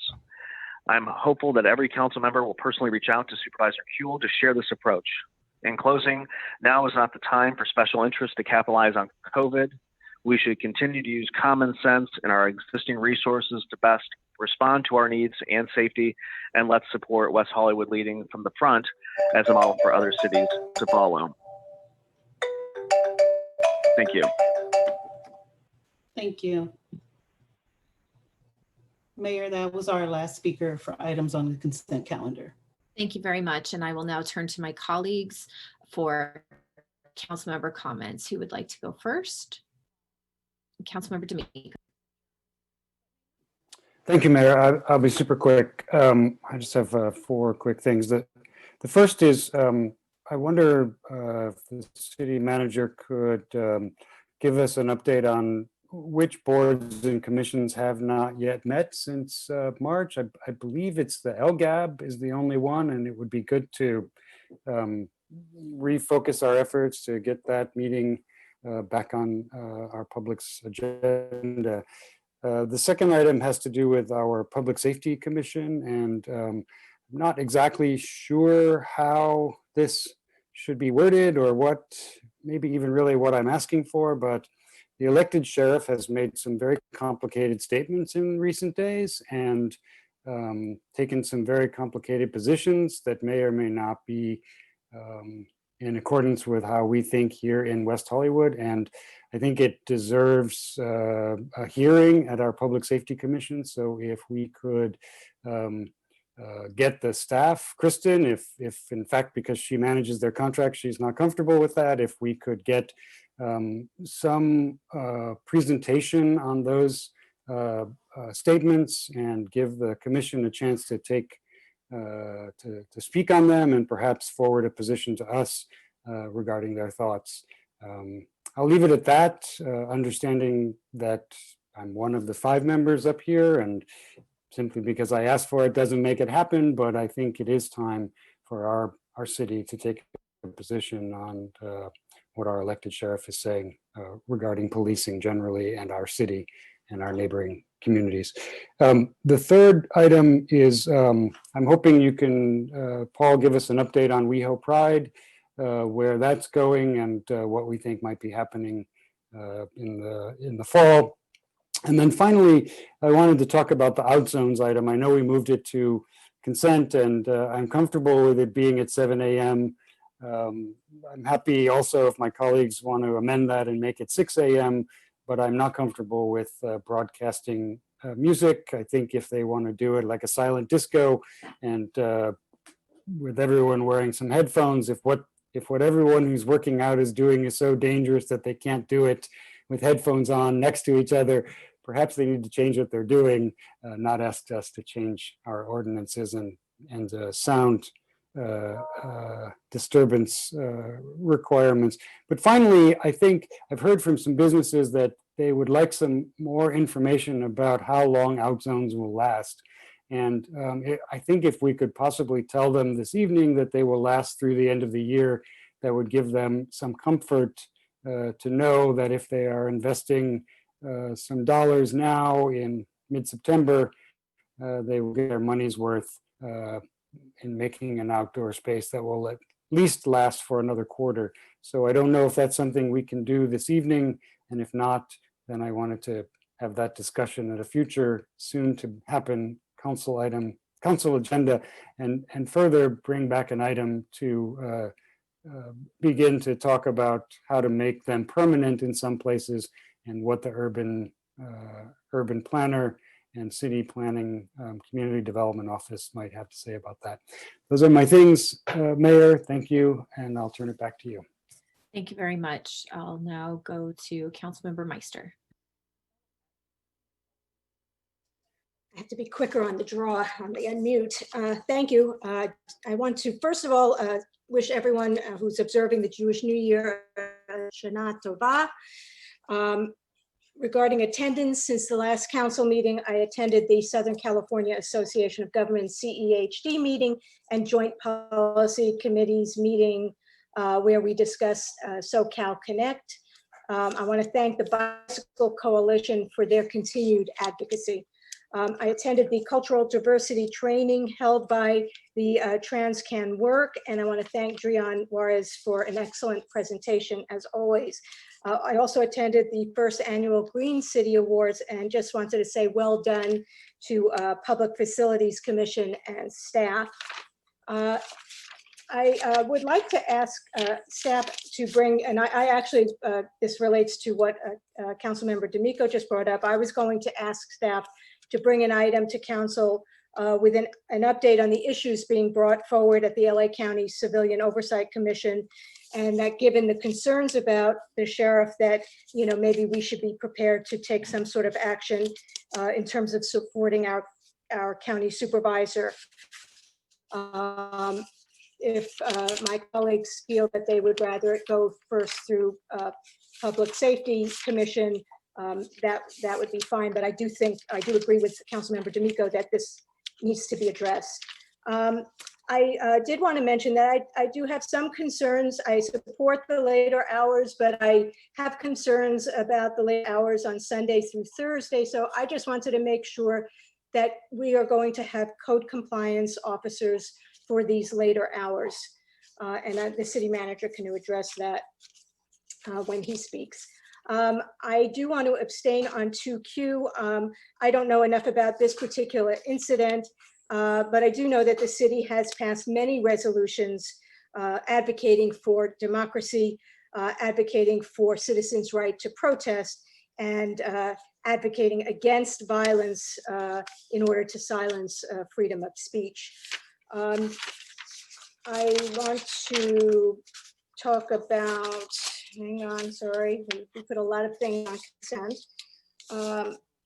On item 5C, enhancing compliance, I'm in support. I just wanted to make sure that this is in fact something that we're putting forward to replace what the county is suggesting, not on top of what the county is suggesting. And then on 5D, I'm all very much in support. I think this is wonderful. I would though like staff to make sure that they address infrastructure issues with Edison having had lights out in a good part of the city just a couple of days ago. So that's that. Sorry, I do have quite a bit. Let's see. I would also like staff to come back with information on guidelines on name changing of public buildings. I think what better tribute to RBG than to rename our West Hollywood Library the Ruth Bader Ginsburg Library. So if I can get information, if we can get information on that, that would be great. And then I do have an event that I would like to mention this Wednesday, September 23rd at 11 a.m. The City of West Hollywood will be hosting a panel discussion and Q&A on COVID-19. The panel will include experts in the field of medicine and public health.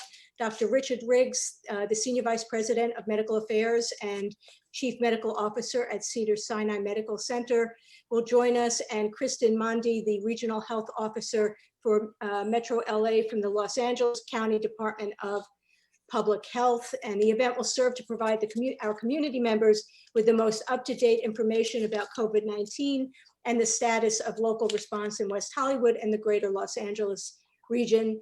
Topics covered in the panel will include what we currently know about the virus, the current response, and the future outlook. So for more information on the panel and how to RSVP, you can go to the city's website on the calendar at weho.org, or you can email Andy Lovano at alovano, ALOVANO at weho.org for more information on that. And just quickly, I was going to cross things out as I said them, and I didn't. I think that is it for now. If I think of anything else, I'll be sure to let you know. Thanks so much, Mayor. Of course, thank you very much. Councilmember. Thank you. Just a handful of things since, thank you to my colleagues for letting us move all this stuff to consent so that we're able to get through the pretty hefty agenda. On the item 5B, the grocery stores item, I'd like to ask that staff please reach out to the grocery stores, our local stores, Pavilions, Gelson's, John's, Ralph's, all of our local grocery stores to get their input in determining what is the best path forward. I only shop at Pavilions, so I only know what Pavilions does, and there's currently a security person there at all times monitoring masking and other COVID regulations. So it sounds like some of our existing grocers are already taking steps to protect their employees and customers. So before we come up with a regulation scheme, I would just ask that we please reach out to the grocers who would actually be impacted to get their input into what is best. Again, I want to thank my colleagues for supporting the legal services program with Beth Sedek. That was an item that I introduced many months ago. With these moratoriums now expiring and state law kicking in, my fear is that we are going to see a wave of evictions in the upcoming months, and anything we can do to help tenants, especially tenants who may not be as familiar with the law or familiar with how to research issues on the internet, may not understand the protections that are in place, ranging from the 25% partial rent payment, why West Hollywood's protections are stronger. There's so many different layers of government overlapping each other, our own ordinance, the county's ordinance, state law. It can be very, very intimidating, even I think for Lauren Langer to kind of muddle through all of it, as it was for me, trying to figure out exactly what it all means. And I cannot imagine, a tenant who's not as familiar dealing with courts, lawyers, and law having to muddle through it. So I think these attorneys are going to be really critical. I think we moved for E to consent, the urgency ordinance. Did we? Yeah, I think so. Okay. I think it's important that we do some public education on what this means for our tenants. I'm going to ask our communications department to really prepare some bullets and questions and answers so that our tenants understand what it all means. Currently in Los Angeles, people are having to pay 25% of their rent. That doesn't happen until West Hollywood, until October. Then there's this period between October and January 31st where you got to pay 25%. But after February 1st, we may come back and end up changing our ordinance or amending it. It's very complicated and it's really difficult to navigate. And I think we're going to need to do an extra heroic job of educating the tenants in the city of West Hollywood exactly where they stand, as opposed to tenants in the city of Los Angeles or other neighboring jurisdictions. So, and it's more than just issuing a press release. I'm hoping that Ms. Belsante and her staff can think about preparing a postcard or something that goes to all of our residents so they can get updated on what it all means. It's very, very confusing. I'd like to ask us to consider bringing back at our next meeting rent relief for an additional payment of an additional $1,000. I know that we've already expanded the program twice. I know that we're just shy of $1 million paying money to landlords in order to keep their properties afloat and keep our tenants in place. I know it's a big chunk of change for a small town of 36,000 to put $1 million into it. But at the end of the day, we are talking about protecting our people from homelessness and other severe impacts to their lives. And I've received a few emails, I think my colleagues have also, on how critical this has been for so many people who just can't work, can't find work, and are in complete panic at this moment about what it all means. And that other $1,000 for a fourth payment, I think will help save a lot of livelihoods and keep a lot of our people in place to figure out what's happening after February 1st, because it's still all in flux. On the out zones item, I'm also comfortable going to 6 a.m. So I think that's maybe 2 or 3 of us that have said we're comfortable do it. I would leave it to the city manager and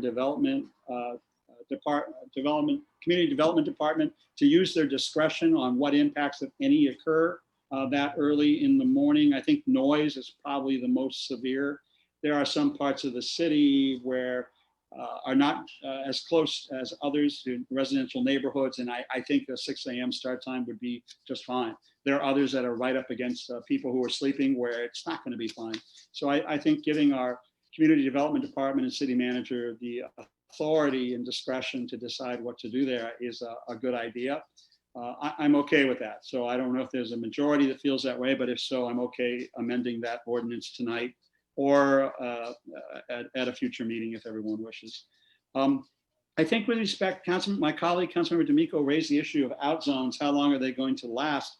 I think that's the $1 million question. It's like, well, when are we going to get a hold of COVID? I mean, that's really the answer, is when are we going to get our hands on COVID? Our numbers in Los Angeles are looking good, but we've got flu season coming up. Are we going to have a complication of flu and coronavirus interacting with each other, which is going to produce an additional wave of sickness and illness, meaning that we're going to have to extend these out zones even longer? And I think I guess I mean, I wait to hear from the city manager, but I guess I would tell commercial business owners it's going to last as long as it needs to last. And if I don't think that means by the end of the year, I think we're going to be dealing with COVID throughout 2021, if not half the year, at least the full year.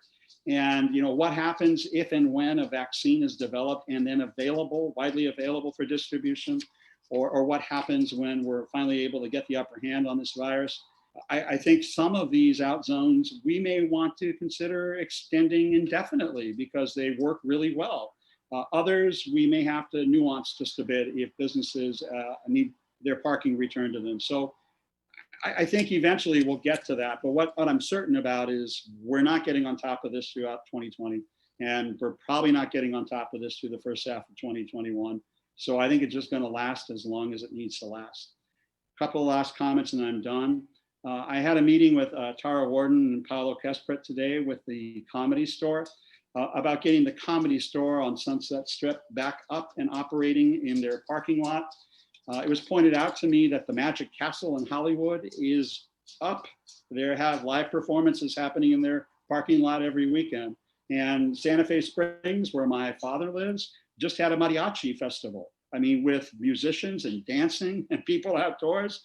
And the Central Market downtown has had a comedy night happening. So clearly entertainment is happening around the county, in the city of Los Angeles, in the city of Santa Fe Springs. And it appears that the guidelines are being loosened. And hats off to Danny Rivas, because he's so good. Sometimes he's too good at enforcing the county's laws, while other parts of the county seem to be having entertainment going on. Entertainment is really important to West Hollywood, whether it's Hamburger Mary's or the Comedy Store or other operations. And so I would just ask that we try to be consistent with everything else going on outside of our city, so that our businesses are not penalized because we're too efficient, while other cities seem to be moving forward with entertainment and live performances. Finally, my colleague Lauren Meister brought up about naming. I think we actually came up with a policy, geez, I want to say maybe 15 years ago. It's probably a good idea to revisit it. I think the policy says that somebody has to be dead for at least a period of 5 years before a naming occurs. And the reason was that we had a limited number of public facilities and structures and buildings, and we didn't want to get in the position that every time somebody wonderful passed away, that we would rush to start naming without the test of time. And I think this has come up before. I know my colleague John D'Amico brought it up regarding the Worley building and wanting to rename it for Betty Berzon. And now we're talking about Ruth Bader Ginsburg. And are they honorable? Absolutely. But I think we just need to be cautious. And so I have no problem with reviewing the policy, but I think it's been in place for a while. And that's all I have tonight. Thank you. Mayor Pro Tem Heilman. Thank you, Mayor. I wanted to comment on 2N and the out zones and really thank our city staff and our city manager for their incredible work in getting those up, and certainly the leaders of the business community who've been working closely with our city staff. It really has brought a lot of life back to the community, and people are really, they're very happy to be back and being able to enjoy our restaurants outside. And certainly for the employees, I know it's been a big sense of relief for them to get back to work and start making money again. I would ask that our city staff and our city manager think about the program and in particular how it impacts pedestrians who are trying to go along the sidewalk, and also the people who are waiting to get into areas for outdoor dining. Where can they congregate in a way that is safe for them to do so? I know that they were rolling out the program, trying to get it operational, and it has been successful, but that's one of the areas that I think needs a little bit more thought. I like the idea of extending this, and it may be that some of these temporary initiatives will be made permanent, but we need to make sure we think that through and we do it in a way that is respectful to everyone. In terms of item 5C, I want to thank the mayor and council member D'Amico for bringing this forward. My understanding is that this is one a way that we are going to be enforcing in West Hollywood, that if there are businesses that are not in compliance with the health regulations and protocols, people can report to our code enforcement, they can report to our Business License Commission, and ultimately we can sanction the business through our Business License Commission structure that already exists.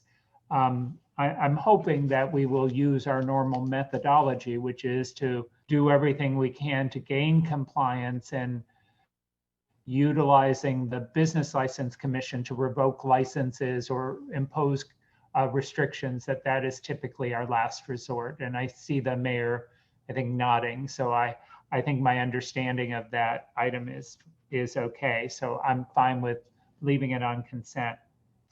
In terms of the sheriffs, I want to make sure, I'm not sure that this necessarily needs to go to the commission. I think it needs to be brought directly to the council. There are actions that the sheriff has taken that are certainly inconsistent with our policies as a city. And I think it is up to us as a council to express our concerns and express our condemnation for certain things. And the appropriate method for doing that, I'm going to leave that to our city staff to figure that out. We don't want to condemn all of the good people who we know work here locally, but the sheriff's actions have been, I think, inconsistent with our views. The air conditioning item, I want to thank the mayor for bringing this forward. I hope that as we look at this, we also need to be mindful that air conditioning sometimes contributes to climate change, and we don't want to do anything that's actually contributing to the problem that we're trying to address. But I appreciate this item, and I think it's a good one. On a lighter note, we have Halloween coming up next month, and I hope our city staff is exploring ways that we can celebrate what's a very important night typically in West Hollywood in a virtual manner, or at least give our residents some opportunity to dress up at home and show off their costumes at home. And finally, on the issue of rental relief, I would ask staff to come forward with an item for us to explore that. But now that the state has acted and has said that 25% of the rent needs to be paid, rather than giving $1,000 grants, I would rather we sort of use the money that we would allocate to ensure that people are able to meet that 25% threshold for the longest period of time. So that may be that may require us to rethink and restructure a little bit of the program, but I don't want to see anyone who's facing a financial crisis be subject to eviction because they can't meet that 25% threshold. And rather than the $1,000, let's look at trying to utilize that money most effectively to protect the most residents that we can during this period. So maybe that's a slightly different thought than Councilmember Duran, but I certainly support looking at ways that we can continue to provide relief for our residents who are adversely impacted. And that's my final comment. Thank you. Thank you very much. Since our last city council meeting, I represented the city at the Clean Power Alliance Executive Committee and a full board meeting. I served on the Sanitation District at the Personnel Committee as well as the full board, National League of Cities Human Development Committee, where we talked about in particular the impacts on education and especially early childhood education. Represented the city at the Liability Trust Fund Claims Board and Oversight Committee. And finally, with contract cities, we had a public safety working group meeting where we are continuing to gather information from all of the contract cities in LA County with regard to public safety resources and especially our contracting with the Sheriff's Department. I also participated in the executive board meeting, legislative committee, and full board meeting, as well as our current virtual summit that's taking place right now. I want to thank Larissa and all of the staff who made our Women's Leadership Conference virtual experience possible. I know that this wasn't how we envisioned commemorating the 100th anniversary celebration last month, but I know that you all worked hard to make something that people can continue to access online and gave us all the opportunity to have that time and space together. So thank you very much. I know our Weho live sessions have been completed, and I want to thank our art staff as well as communications for really getting the word out, and especially our local DJs who participated. It was really fun Friday nights at home, and I want to thank everybody who participated in that. But also, I want to echo Councilmember Meister's comments about the Green City Awards, which were excellent. It was a really fun event, and all of our public facilities commissioners were truly outstanding in making that come together.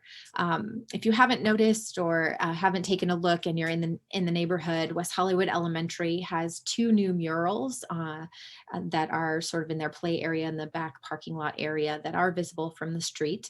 And they unveiled those murals last week, and I was able to be there to participate with them. And so it's a way that we'll be able to brighten the experience of our students at West Hollywood Elementary when they are able to safely return to school. But they're really beautiful, and once again, evidence of our creative city. Last week, I attended my first meeting of the LA County's committee to end the HIV epidemic. I was asked by LA County to serve on this committee and also to represent our city's work. And I know Derek and our staff will be working to make sure all of the work that we've done in the city of West Hollywood, including the leadership of my colleagues and everyone in the community, the long history that our community has done, is fully represented. And so it's my honor to participate in that way and continue to make sure that West Hollywood's voice is heard on the county level on this very important issue. With regard to consent agenda items, I wanted to register my no vote on item 2D, consistent with my comments at the last meeting. I agree with Councilmember Heilman with regard to the 25% threshold established by the state as it relates to rent payments and how we're protecting renters and keeping their housing. So I would, if that requires an adjustment of the program, I would support that. I agree with Councilmember Duran on making sure that the community is educated on all the differences now that the state law has changed certain things, and making sure that everybody's following the correct protocol with regard to eviction moratoriums that are in place, and maybe, I know we've had a successful webinar campaign. Perhaps something we can do is create a webinar on this topic so people are able to engage and ask questions, but also get information. I know our staff has done a deep dive into all of that content, and it would be really helpful for members of the community to be able to get that same kind of explanation. I would agree to the expanded hours so long as the noise impacts aren't created in neighborhoods. I know we heard a lot from one neighborhood in particular about issues with regard to a fitness program creating noise issues. And so I just want to make sure that if we expand hours even more, which may be necessary to keep businesses going, that we're not doing so at the expense of some of those quality of life issues, and that we're taking, reasonable precautions and steps to make sure that we're all operating in our neighborhoods together and in a way that's mindful of each other and a quality of life. I want to thank the Sheriff's Department for their swift action in response to a shooting that took place on Melrose Avenue a little over a week ago now. And, but for their swift action, that could have turned out in a lot of different ways. I'm happy to report that there were no injuries, and the immediate area was contained, but it is a concerning, it was certainly a concerning time for all of the residents who were nearby, and it's a concerning issue generally as it relates to public safety. So I thank our Sheriff's Department for how they handled that and their continued investigation into that issue. They also took action on that resulted in a very important arrest with regard to drug sales in the city. And I want to thank them for the work that they're doing in conjunction with the Narcotics Bureau to make sure that our community continues to remain safe and that we're addressing these issues in our community. There's a lot of good work that happens in the West Hollywood station, and I'm glad that their good work continues, but obviously we also know that there are issues that we're seeing throughout the department beyond our city, as well as issues happening throughout the country. And I think each of my colleagues have spoken out about these issues in different ways. I support bringing forward the ability for this council to, in a formal way, take action on what we're perceiving and what we're seeing from our sheriff. I know that we already have been on record speaking out against his rehiring of someone with domestic violence history, that his threats to the special victims unit, his comments to Supervisor Solis that were quite offensive. Our city is on record and supported the LA County Reform LA Jails ballot measure. And tonight, item 2M, we are taking action to support the county's current ballot initiative that addresses a lot of the alternatives to incarceration plan programs. This ballot measure is consistent with how the city of West Hollywood has operated, and in no way is about undermining law enforcement. It's about investing money where it belongs. We continue to be on the record about these issues. So I know that just most recently, I wrote to Congressmember Gomez.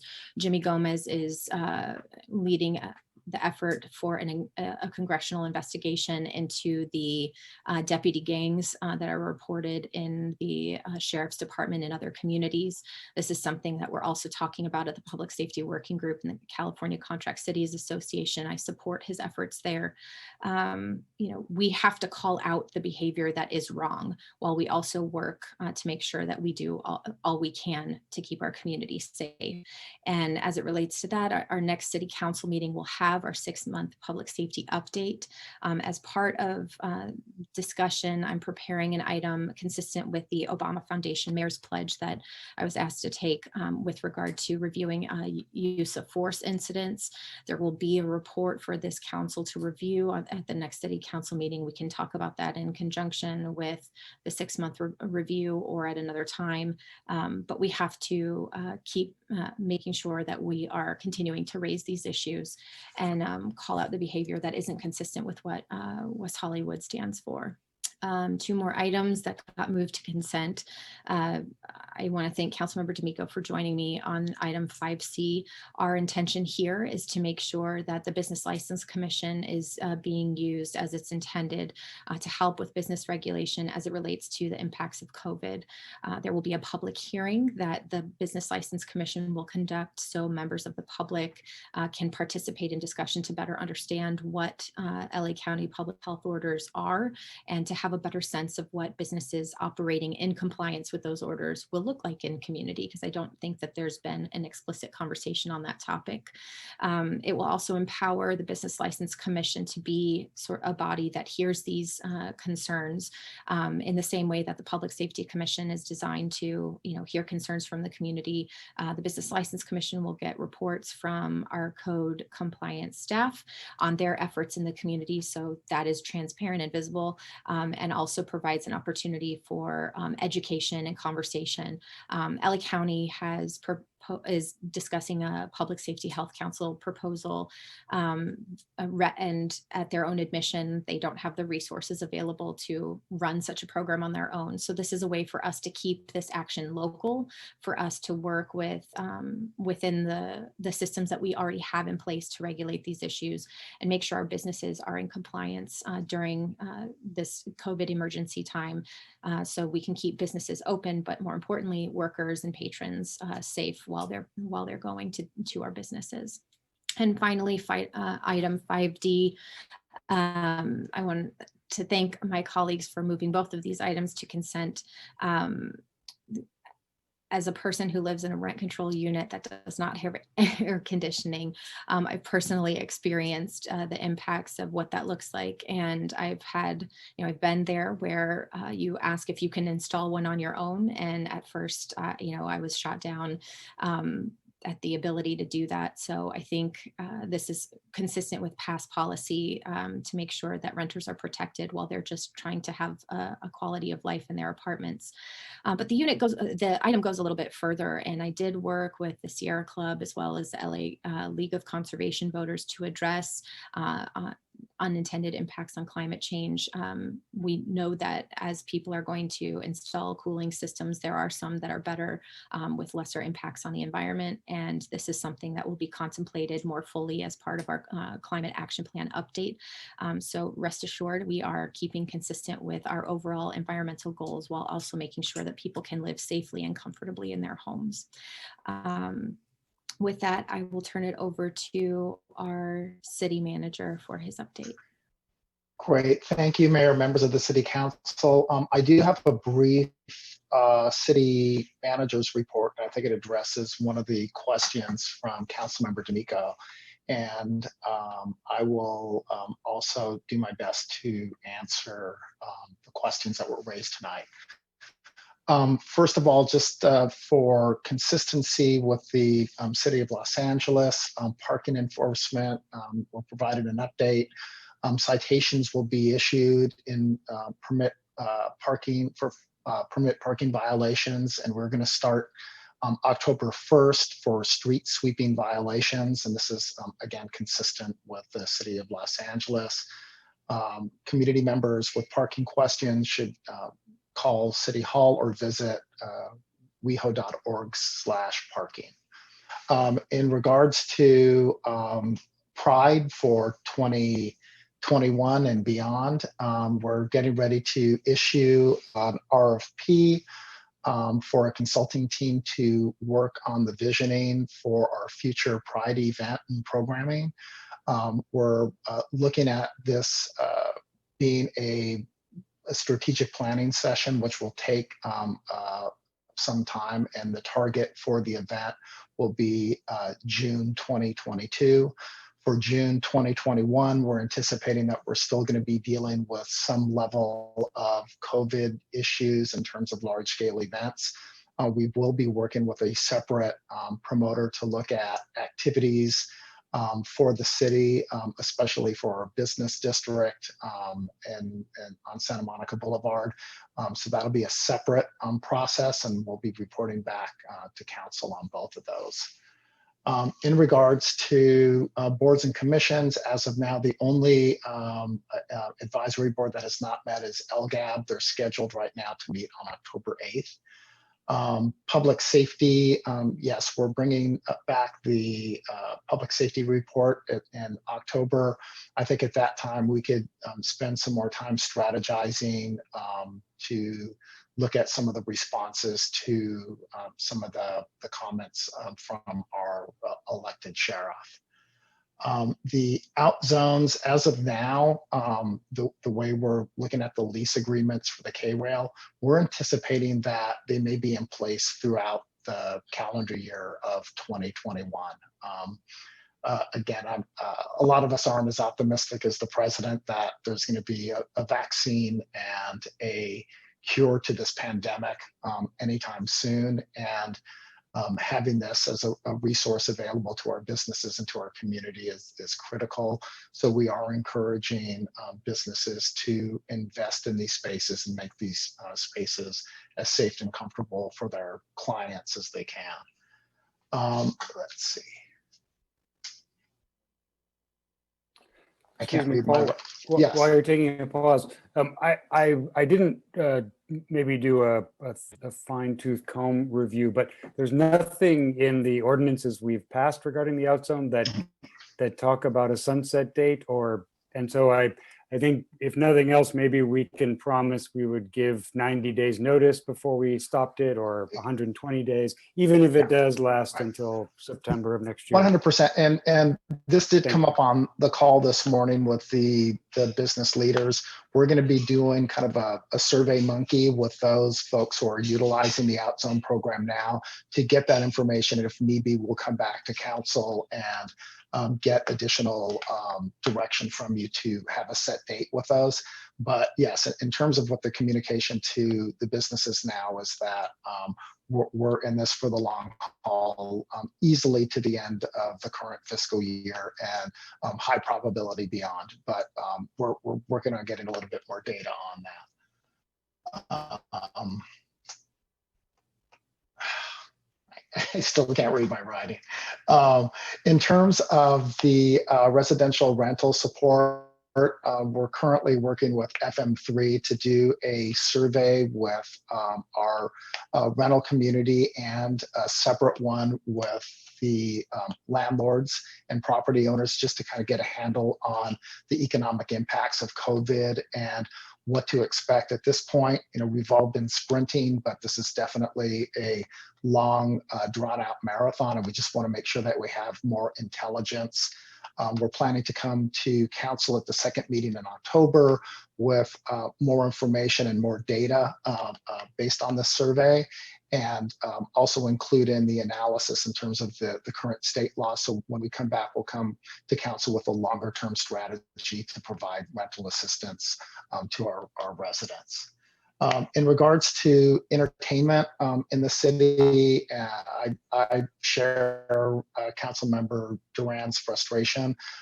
Just to be clear, this isn't a Danny Rivas thing and a code compliance issue. We're getting inconsistent information from the county health department. We're setting up a meeting, I think it's going to be next week, to talk with our supervisor's office about this. Because yes, other cities are doing events, drive-ins, other types of activities, and when we apply for it, we're shut down. And there just seems to be a different level of attention and focus on our city, and it's disproportionate. At this time, I'd like to hand it over to Lauren Langer, who's going to talk a little bit about the eviction notice, or ordinance, I'm sorry. Sure, thank you. And I want to start by saying that the changes to the eviction moratorium will be part of a very comprehensive and robust communication effort out to landlords and tenants. And it will require both the communications department and the rent stabilization and housing department. Rent stabilization and housing does frequent workshops on top of the COVID webinars they've been doing. So this topic will be made available both in workshops, a webinar, and all of that information is always posted on the city's website for people to watch at another time if they're not able to log in. Because I know, as Councilmember Duran noted, it's getting very complicated. And so we're going to do our best to simplify it and get tenants and landlords all the information they need for how to comply. the simple way to think through the changes that are being approved tonight are that the city's local eviction moratorium, which is set to expire at the end of this month, is going to end at the end of this month and be replaced by state laws that were recently adopted by the state legislature. So that's what's been in the ordinance. We're not allowed under the new bill to extend our local ordinance for the time being. So the local ordinance will expire at the end of this month, and the repayment period for that ordinance will begin starting October 1st. And then there will be different obligations and responsibilities for both the landlords and the tenants under the new state law that will go through the end of January. And so we'll be sure to lay this all out in simple and easy to understand written materials and workshops and webinars to make sure that everybody knows how to deal with this because it's shifting. And so the impacts, the changes to the residential ordinance are probably the most significant to what we've been used to processing back since March. The commercial eviction moratorium is going to be extended through the end of January, and that's to keep it in line on the same schedule as the residential eviction protections that are now being provided through the state law. And then in accordance with council direction from last month, there are clarifications in the ordinance that having a companion animal will not be grounds for eviction, and that companion animals will be allowed in city-funded housing. And lastly, the city has had other eviction moratorium provisions in place unrelated to non-payment of rent to make sure people can stay in their housing during this period of a health pandemic. And those are being continued as well to January 31st. So that's the summary of the eviction moratorium item. I want to mention just one quick thing. If there is a majority of council that is interested in changing the hours in the out zone because it's on consent, can the maker of the motion just tell us whether it's just gyms or gyms, retail, and restaurants? And I'll make sure that the ordinance and all the attachments are revised accordingly. So let me know. And my recommendation on that would just do it across the board. It's still going to be a discretionary review, and they're going to have to mitigate, and there's going to be approvals from staff. So if you just do it across the board, that just gives us more flexibility. Okay. I think John Heilman made the motion, and I'm happy as the seconder of the motion to accept that. Yeah, I certainly, I'm comfortable with the city manager having the discretion and allowing businesses to open up at 6 o'clock, but where it's appropriate and where it doesn't impact neighbors. 100%. And a lot of the people who are asking for it are going to be disappointed because there are challenges, but this at least gives people an opportunity to come in with a mitigation plan. And if it's something that works, we could give it. And I want to remind everyone that the permits are revocable. So they're unlike a regular business license or a regular conditional use permit. This is a privilege to be able to operate outdoors. And so we want them to be compatible, and we'll use our tools to make sure that that happens. All right, thank you both for your reports. Madam City Clerk, can you please provide us with the fiscal impact of our consent agenda tonight? Yes, Mayor. The fiscal impact with the addition of items 4A, item 4E, which is the urgency ordinance, clarifying provisions of the residential moratorium on evictions to reflect state law, and extending the temporary commercial moratorium on evictions and addressing companion animals and setting forth the facts constituting such urgency, as well as item 5A, 5C, 5D, and 5E. The fiscal impact is $5,327,022 in expenditures, $0 in potential revenue, and $1,500 in waived fees. Move we approve. Second. We have a motion in a second. Madam City Clerk, roll call, please. Councilmember D'Amico? Yes. Councilmember Duran? Aye. Councilmember Meister? Aye. Mayor Pro Tem Heilman? Aye. Mayor Horvath? Aye. The motion passes. Thank you very much. And now we will move on to our first and only public hearing of the evening, item 3A, an ordinance of the City Council of the City of West Hollywood, approving amendments to the municipal code regarding establishment of preferential parking districts and valet parking zones. Madam City Clerk, how was this item noticed? The notice of public hearing was published and posted as required by law. Thank you very much. And I will open the public hearing. Do we have any public commenters? We do not. On this item? Okay. Do we need a thorough report on this item? Can we just get into questions? Do people have questions on this item? I'm prepared to move the item and close the public hearing. Second. Okay, there's a motion and a second. Any comment, Councilmember Meister? Yes, I was wondering if staff could talk about the possibility of reevaluating daytime parking regulations and the process to get daytime restrictions. I know that it was brought up at the Transportation Commission, majority of which wanted to see staff recommend that. So I'm wondering why that's not part of this, or if it is part of it, to tell me, and how can we make it part of it if it isn't? Yes, good evening, Mayor Pro Tem and council members. This is Vince Guarino, Parking Services Manager. To answer your question, part of the concern with that is that, first of all, we would need to do studies and get a good idea of what changes would need to be made.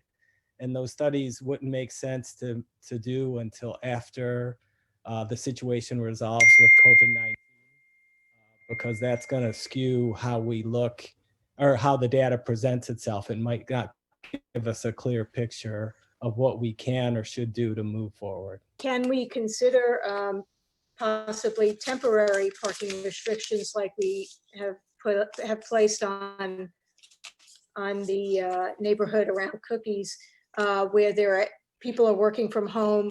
It's been difficult for them maybe to keep their parking space if they happen to, go somewhere and come back. Maybe our businesses there aren't as many people out there, so that we could accommodate the residents that are asking. Yes, we can do that. The code already allows for that on a case-by-case basis. The Director of Public Works has that discretion currently. Okay, thank you. Okay, we have a motion and a second. Any further discussion? Madam City Clerk? Councilmember D'Amico? Yes. Councilmember Duran? Aye. Councilmember Meister? Yes. Mayor Pro Tem Heilman? Aye. Mayor Horvath? Aye. The motion passes. Thank you very much. And our second public hearing was continued, so we'll go now. Where's my little cheat sheet? Here we go.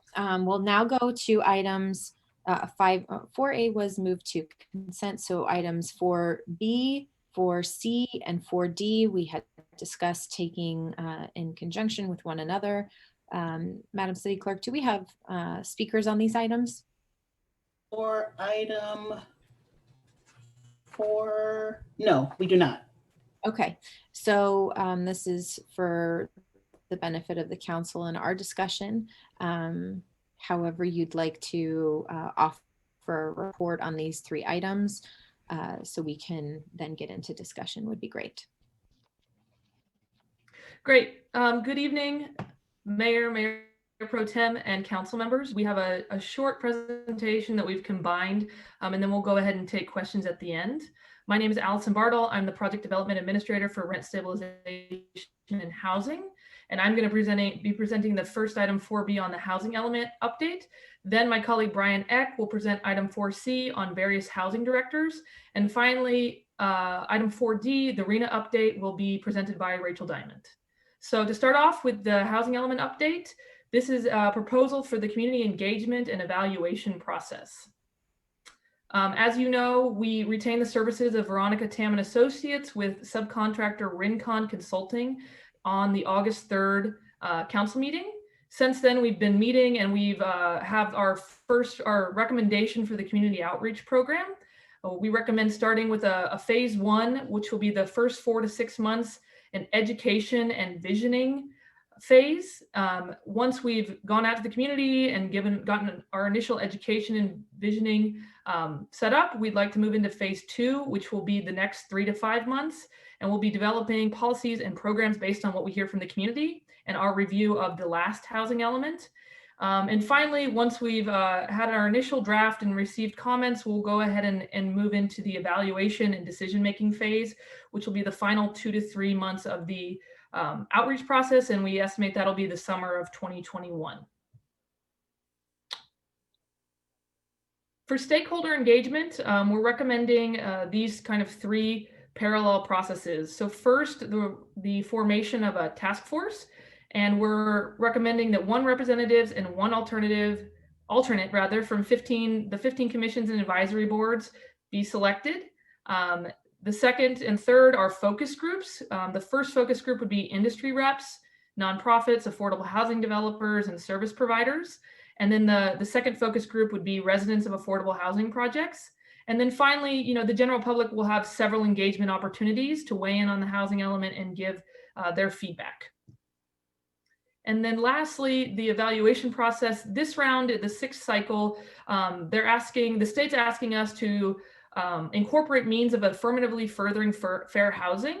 And so we are recommending the development of a racial equity toolkit to look at the city's current and future housing policies, goals, and programs, to set outcomes, involve stakeholders and analyze data, determine the benefit and or burdens, and advance opportunities or minimize harm, evaluate and report back in order to have a greater understanding of the inequities in the past and correct them in our future process and our future housing element.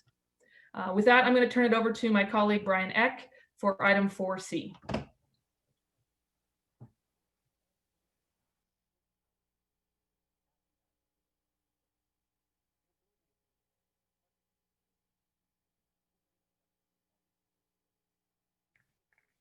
Brian. You're muted, Brian.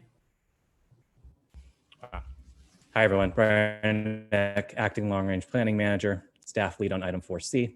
The item itself is a status update on several council directives that relate to housing, including the study of underutilized commercial properties, the exploration of middle income housing types and affordability levels, and then the emerging trends of micro units and co-living.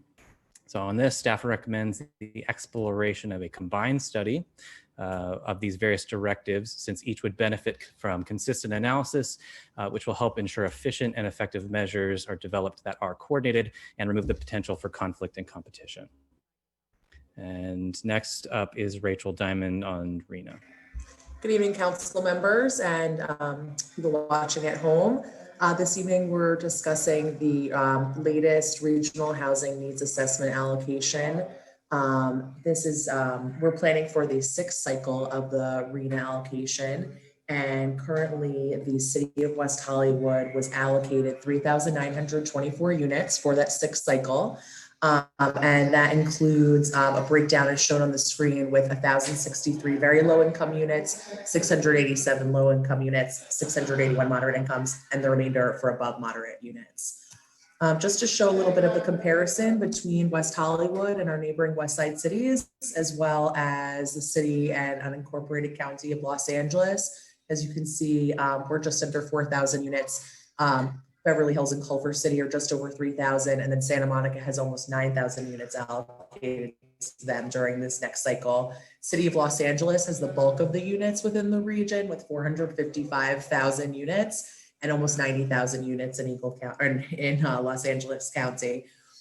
In the last cycle, we had a much lower allocation due to the fact that a lot of the data collection was established during the economic downturn in 2008. As a baseline. So we ended up with 77 units. We actually produced 2,259 units thus far because the cycle is not over.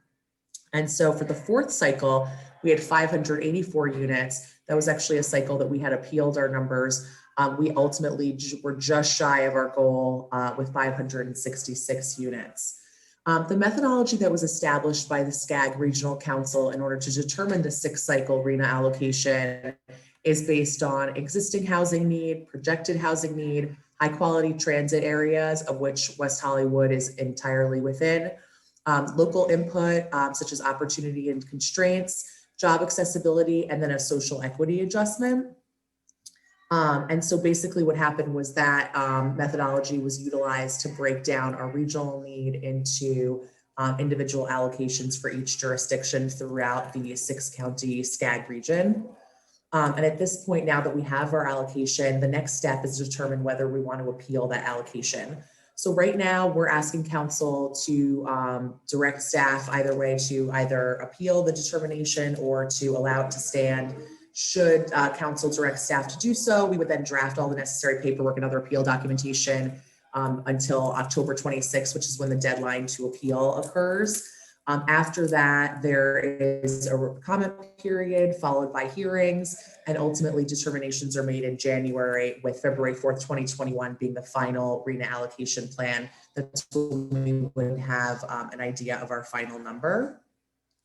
There's a number of requirements per state law of what's allowed to be a basis for appeal. There's only 3 listed on the screen. There's also five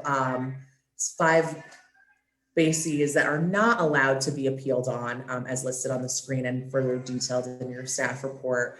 So we do have to be careful that we really need to make sure to focus any appeal, should we do so, on one of those 3 bases for appeal. And so ultimately, should you decide to appeal, staff has recommended a concept for appeal basis. Effectively, the overproduction of units during the last cycle has potentially led us to an inability to further affirm fair housing policy. And so ultimately, it leads us to bear a larger burden of housing than the rest of the region. That being said, should whether we appeal or not, appeals from both our city or any other city or jurisdiction could result in changes to the allocation, both up or down. Ultimately, the city does have proximity to jobs and transit, and the general plan does allow this level of growth. So, there is an opportunity to make this work and move forward to push for meeting our RHNA goals in the future. Right now, we're recommending that you receive and file this update and also provide direction to staff on the appeal determination. With that, we are all available for any questions. Thank you so much. Wonderful. Thank you for that combined and yet still brief report. Who would like to jump in with comments or questions first? Councilmember Duran. Thank you. I have a question about item 4B, the task force. On the composition of the task force, I understand why we're looking at going to the 15 advisory boards and commissions, but I know that the individuals that I at least appointed to those various boards and commissions, the reason I did is they had a specialty in that particular area. And my preference would be, if we're going to create a task force, is to get people who know housing, who know landlord-tenant issues, who know development. I'd rather get a little more expertise than people from our, identity boards like Russian, LGAP, trans, women's, seniors. I'd rather get people with a little more expertise in housing policy rather than just using our existing advisory boards and commissions. Is there a reason why we're recommending doing it this way? Or are we open to adjusting that task force? Yeah, hi. We're open to, this is again the form we're presenting this to you to weigh in. Originally, we had thought that the creation of the 2 focus groups, the central focus group being the industry reps, would be those experts that are our service providers, our nonprofit developers. And the task force we also saw as another way to engage with the community and make sure that when we're doing outreach to the community, they can mention it at their advisory board meetings, at their commission meetings, and really make sure that we're getting full input from everyone as we plan for the next 8 years of housing development. But happy to hear the comments, and this is the time for that discussion. Well, my preference would be that each of the 5 of us appoint 2 members to the task force, and we use the focus groups to get in there with our residents. That would be my preference, but I'm willing to go either way. It's not that critical to me either way. I just would rather get a little more expertise sitting around the table. On the RENA numbers, I just want to say I support appeal. This burden is too heavy. 4,000 units over the next 8 years is too large of a burden for us to bear. I appreciate the reasoning staff put forth, and I support it. I just think that, you know, West Hollywood, we're one of the very few cities that actually works really hard to hit our RENA numbers. And I think we should be rewarded for that. And those cities that have fallen short, especially Los Angeles, you know, where they've got no inclusionary housing ordinance, where each council member acts like his or her own fiefdom as their council district, that they're not doing what's best for housing and development. You know, I think the burden should be on Los Angeles, and we should be have a little bit more slack. So I do support the appeal. I think it's too burdensome, and just wanted to have a discussion about the task force. Thank you. Would you like staff to respond to your comments, No, it Councilmember was just Duran, or my opinion. Okay, very good. Councilmember D'Amico. First, I guess I'll start with the RENA numbers, and I'm kind of of two minds, and I have one question which I'll ask first. So moderate income, low income, and very low income units is 2,421 units, which in our typical 20% of development, we would need to, I guess, develop 10,000 or 12,000 or 13,000 units. Is that what you'll be planning for?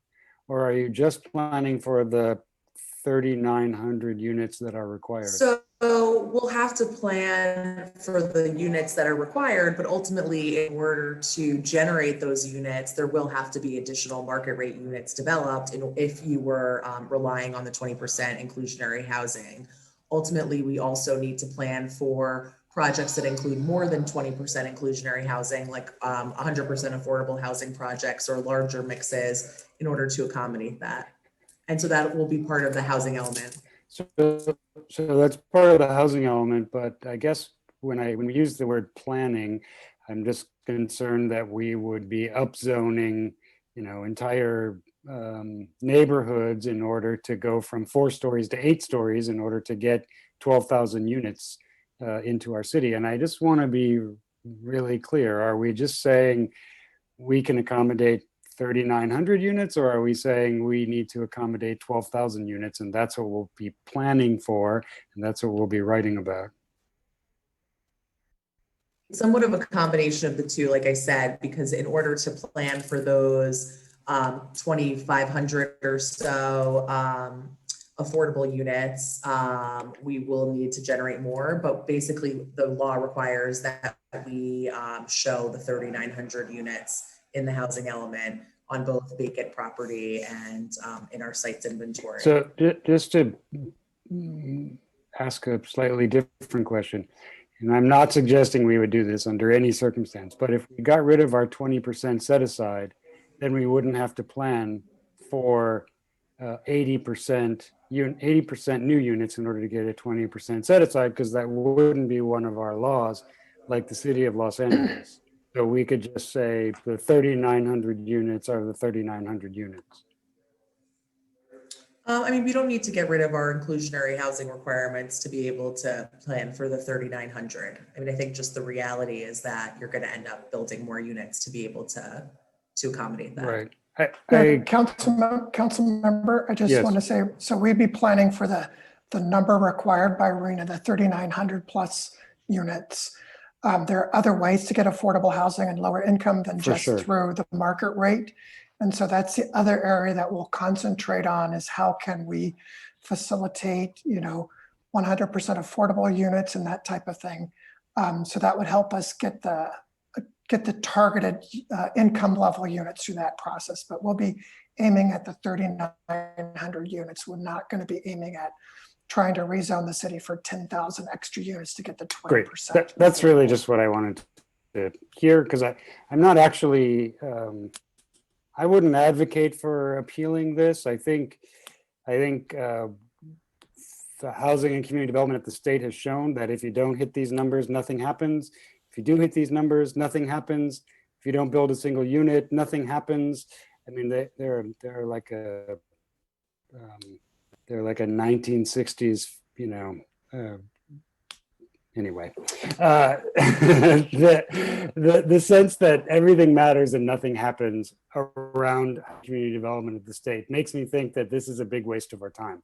We should just say fine, and we should do what we usually do, which is build units, set 20% or more aside, and then in 8 years we'll report back that we built 2,400 of them instead of 3,900, and they'll say nothing and we'll say nothing, and then we'll just keep moving on.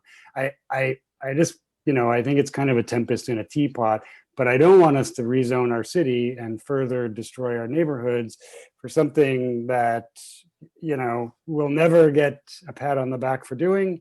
We'll never get acknowledged that we did it. Nobody will ever notice if we didn't. And so I think our commitment to affordable housing is 100%, and we build what we can. But I think it's kind of a waste of staff's time to put together an appeal of something that the city of Los Angeles isn't going to do, the city of Santa Monica is not going to do, the city of Culver City isn't going to do, the city of Beverly Hills isn't going to do. They're not going to reach those numbers in 8 years. And so I just, I just am concerned about us changing our zoning. And if you're saying we're not going to do that, then I think we can just move on and send them a thank you letter and report back in 8 years. Thank you.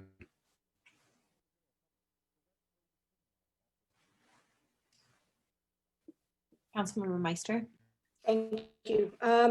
I'll start with the RENA numbers since that's where Councilmember D'Amico left off. My question, Brian, is aren't there cities being sued right now by the state for not fulfilling their RENA numbers? I'm not sure if it's cities that are being sued for not filling their RENA numbers more so than denying housing projects. I think famously the city of Huntington Beach has been restrictive in their approvals, and it's not necessarily on not meeting their goals. I think it tends to be project and approval process specific. Okay. And it's mostly the most egregious examples. Okay, so I have a different point of view than Councilmember D'Amico. I do think that we need to appeal and at least get it on record that we feel that 3,900 units is really burdensome to our city, especially when Beverly Hills is allocated 3,100, and yet they're, 3 or 4 times our size, and Culver City is only given 3,300, and they're also 5.1 square miles, and their densities are so much lower than ours, and they haven't hit RENA numbers like we have. That's first of all. I think that we have to make that case that, that there is, to put this into perspective. Secondly, the fact that we overproduced in this current cycle by over 2,000 units. Is that right? Over 2,000 units that we overproduced. That's something a city should be rewarded for, not punished for. So I think that we have to appeal on the basis of we have not only, we have exceeded our current RENA numbers. We've done it sooner rather than later. Don't we want housing sooner rather than later? So I think that to at least say, look, the numbers we've overproduced, that should be credited towards our future cycle. We've basically taken it, we've taken it to the next level on this cycle, and it doesn't make sense that it shouldn't be applied because it's space that we're using, we're building, where there are units, there are extra floors. Our residents have had to deal with development, and so I just don't think it's fair to our residents to not appeal this. At least give that effort. I feel that I was on the CEHD committee. There was dissent. This did not go smoothly. This was not something like, oh, this just sailed through, and then, and a lot of people, a lot of cities were not happy with the way this was formulated, and there was actually a much more reasonable alternative offered, and it was the regional council that basically just said, nah, we're going to go with this because this is what their staff pushed through. Mayor Pro Tem Heilman and I were at a West Side City's COG meeting. We stated all of these issues. They asked us for our input, and it meant nothing. And I just don't think that that's fair to our city, our residents, to give input, and very reasonable input, and not get a response. And I think our only response then is to appeal. I mean, whether we win or lose, at least make this statement. In fact, Councilmember D'Amico, you wrote a wonderful letter to the State Housing Community Development, stating all the reasons that this was an unfair formula. So anyway, I think that we can't let it go, because then it just continues this vicious cycle through the next 8-year cycle. So those are my comments on RENA. I do think we should appeal. On 4B, the housing element update, my concern is that we go about things exactly like we did the last housing element. And so I think that we really need to focus less on historical data, saying to residents, well, this is where we came from and this is what we did. And this is why you have to do it again, because we have those RENA numbers. We have those 3,000 RENA numbers. I think that we really need to focus on an action plan, on something that's, that we can implement. And so I hope that we can do that with this housing element, be a little different. Otherwise, we don't need a consultant. We just take the template and, just do it again and fill in, to 3,900 instead of 72. I do agree with Councilmember Duran that we should be able to have a task force that where we appoint a couple of people each to give input, and people that we think will add something to this party. I don't have a problem with having our boards and commissions being part of this. I think that's great. The more the merrier. But I do think that we should have a task force that where we have some input in terms of the people that are involved with this decision-making regarding this housing element. On 4C, on the housing directives and city policies, I just think that what should be driving this should be the type of housing we need to build, that we need here in the city. So whether you call it the missing middle or whatever, in fact, it's kind of funny that the numbers that we haven't reached yet on our RENA goal, although maybe we will by the end of the cycle, was the middle, was the middle, the moderate. I think that we really need to talk about policy. We need to talk about design strategy, and in order to see the type of housing that we need get built, as opposed to, more luxury housing. And so I think that should be the primary goal of all of these, of everything that we do should be that. I think that the underutilized lots, the last thing we need to do is give more incentives. If 30% heightened density isn't enough to stimulate someone to develop their property, you know what? That's too bad. I mean, if nothing else, then disincentivize them. Say, you know what? If you don't put some housing on here, we'll take your property and we'll lower it. We'll lower your zoning. But I don't think we should be giving more incentives. I think that what the state has required us to do, what we have done as a city with our 20% inclusionary minimum, I think that is really a lot of incentive in terms of parking and setbacks and everything else that we do. I think really we have incentivized ourselves into a very dense city. Regarding co-living, I would only consider co-living for affordable housing projects, particularly for seniors or disabled, because otherwise I think what you're going to end up with is a hotel. It's just going to be a hotel, which is not what we want. And then in terms of underutilized commercial buildings, can we please add looking at adaptive reuse from commercial into residential or mixed use as a possibility? You know, we have a number of buildings that have some good bones. Maybe they're underutilized. Maybe we don't need that. You know, we don't need to have as much commercial. I know that Councilmember D'Amico has brought up that we have a lot of empty storefronts. Maybe we should reconsider how we utilize space to activate a neighborhood.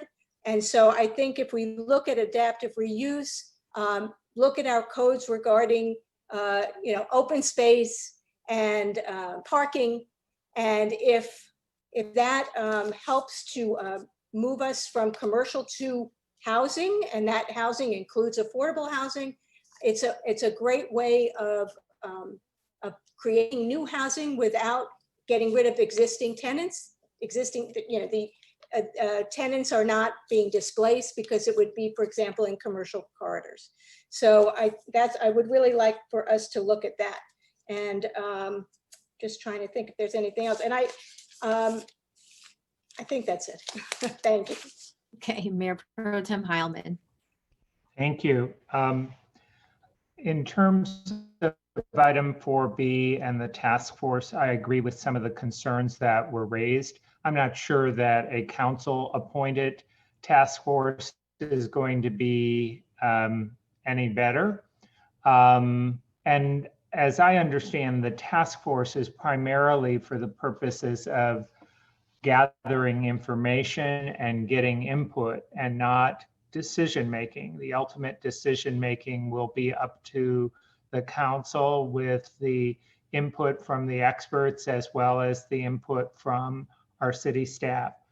As I read the item, I also had concerns about just drawing, you know, one from this board, one from that board, that we wouldn't really get a balance and we wouldn't necessarily get the expertise that we want. Also, some of the boards and commissions, the members aren't necessarily West Hollywood residents, and I'm not sure that that makes sense to have it being driven by people who are not necessarily residents. One of the things that I think is missing from the input, there was a suggestion to draw or to have a group of existing residents of affordable housing. But the people we're really missing are the ones who are on wait lists and who have been on wait lists for 7, 8, 9 years waiting for the units. I think as Councilmember Meister spoke about, we should be building the housing that we need right now. And some of that is the housing in the middle, but I think there are a lot of people in the city who would say, no, the priority needs to be for people who are at the lower ends and are paying 70% of their income towards rent.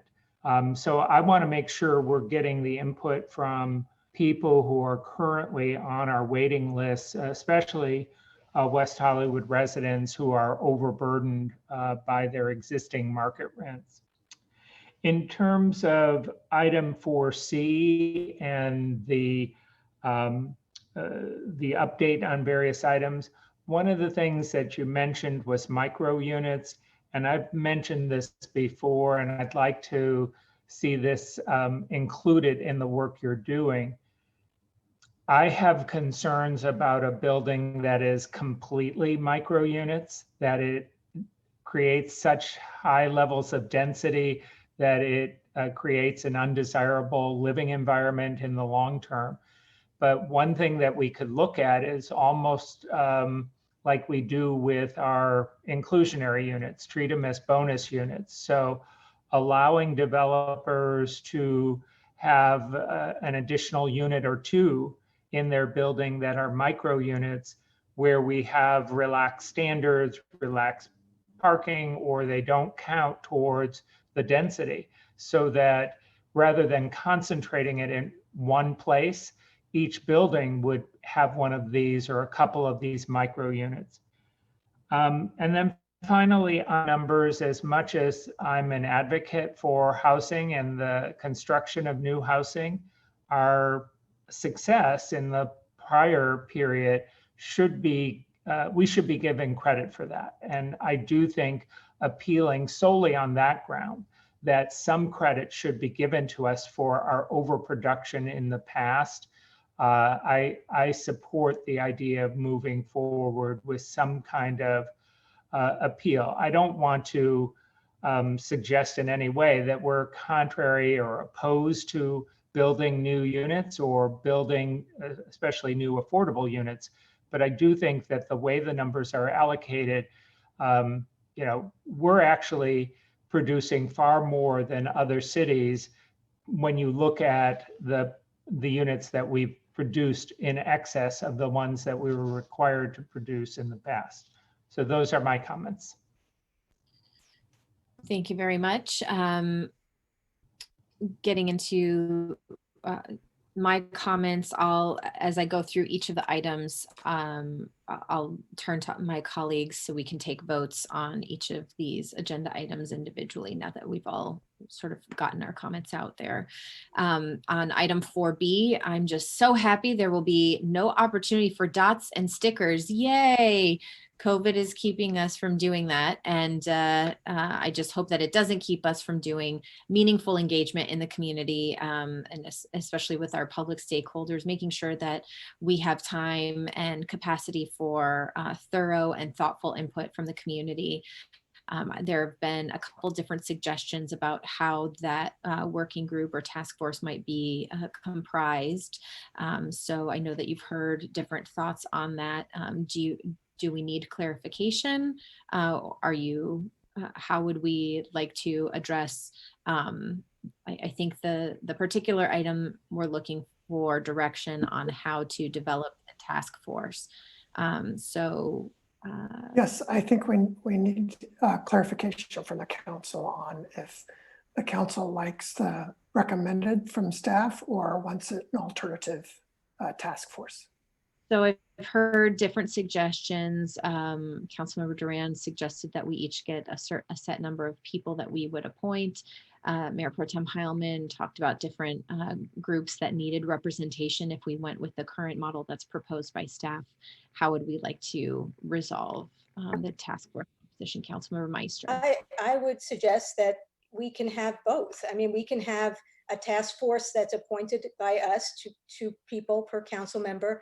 And we can also have some groups with, with affordable housing wait list, people who are on the wait list who are West Hollywood residents. And we can have affordable housing residents if we feel that would be helpful.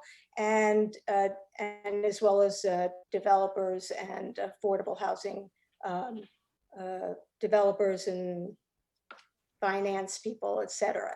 I also think we should include some design people. I think whether it's our own design studio or maybe some affordable housing architects, people who have done work on that, because that is so important to these buildings and how they're utilized. And when we talk about, for example, staying cool, are you going to have a bunch of micro units and then only have one window each and then everyone's crying during the heat wave?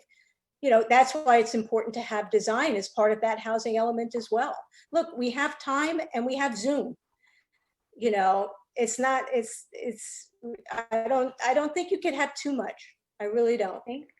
Mayor Pro Tem Heilman. I think that the task force we're asking our staff to engage, it needs to be manageable.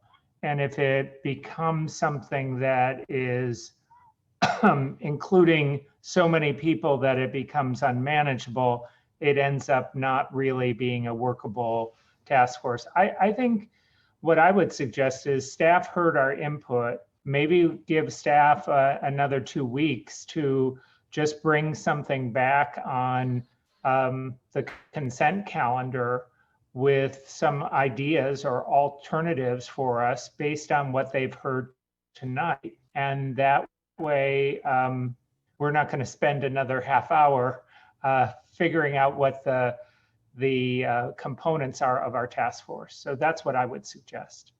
Okay, Councilmember Duran. I'd like to try to, let me just see where my colleagues are. I'll move the item with the addition that each council member appoint 2 individuals, hearing all the discussion we just had, to the task force. Okay, there's a motion. Is there a second? I would second by Councilmember Meister. Okay, we'll continue discussion. Any other thoughts about how this task force can be comprised?